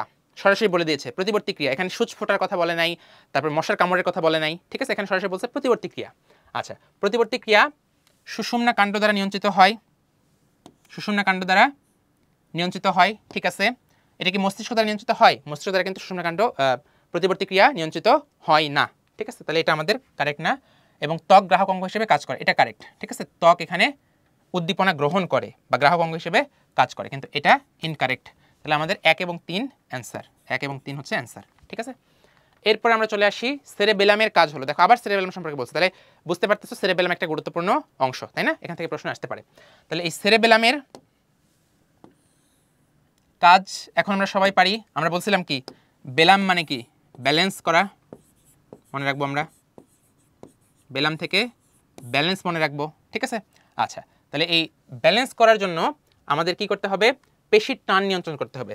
ব্যালেন্স কীভাবে হবে?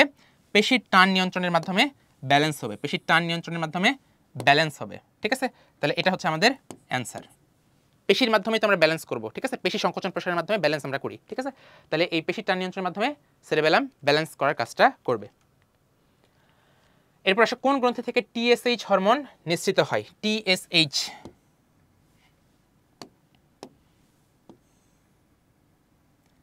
এটা আমরা খুব সহজেই বুঝতে পারবো যদি আমরা একটু এর ফুল ফর্মটা জানি। টিএসএইচ এর ফুল ফর্ম হচ্ছে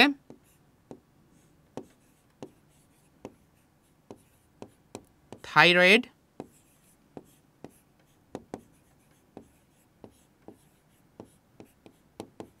স্টিমুলেটিং হরমোন। ঠিক আছে, তাহলে দেখো নামের মধ্যেই আছে, নামের মধ্যে কি আছে দেখো, থাইরয়েড, তাই না? তো এটা কোন গ্রন্থি থেকে খরিত হবে? থাইরয়েড গ্রন্থি থেকে খরিত হবে। এরপর কোন গ্রন্থির হরমোন ক্যালসিয়াম বিপাক নিয়ন্ত্রণ করে? ঠিক আছে, এটা একটু মনে রাখতে হবে আমাদের, প্যারাথাইরয়েড গ্রন্থির হরমোন ক্যালসিয়ামের বিপাক নিয়ন্ত্রণ করে। ক্যালসিয়াম বিপাক নিয়ন্ত্রণে কাজ করে প্যারাথাইরয়েড গ্রন্থি। ঠিক আছে, আচ্ছা এরপর আমরা চলে আসি মস্তিষ্কের কোনটির অভাবে পার্কিনসন রোগ হয়? কোনটার অভাবে পার্কিনসন রোগ হয়? ঠিক আছে, আচ্ছা তাহলে এটা একটু মনে রাখতে হবে, মুখস্থ করতে হবে, সেটা হচ্ছে আমাদের ডোপামিন। ঠিক আছে, এই ডোপামিনের অভাবেই মস্তিষ্কের পার্কিনসন রোগটা হতে পারে। ঠিক আছে, পার্কিনসন হলে কি হয়, মানুষ কোনো কিছু মনে রাখতে পারে না, ভুলে যায় সব কিছু। ঠিক আছে, আচ্ছা এরপর আমরা চলে আসি গ্লুকাগন নিঃসরণে কোন গ্রন্থি কাজ করে। গ্লুকাগন নিঃসরণে কাজ করে হচ্ছে আমাদের অগ্নাশয় যে গ্রন্থি আছে, এই অগ্নাশয় গ্রন্থিটা কাজ করে। গ্লুকাগন নিঃসরণে অগ্নাশয় কাজ করে।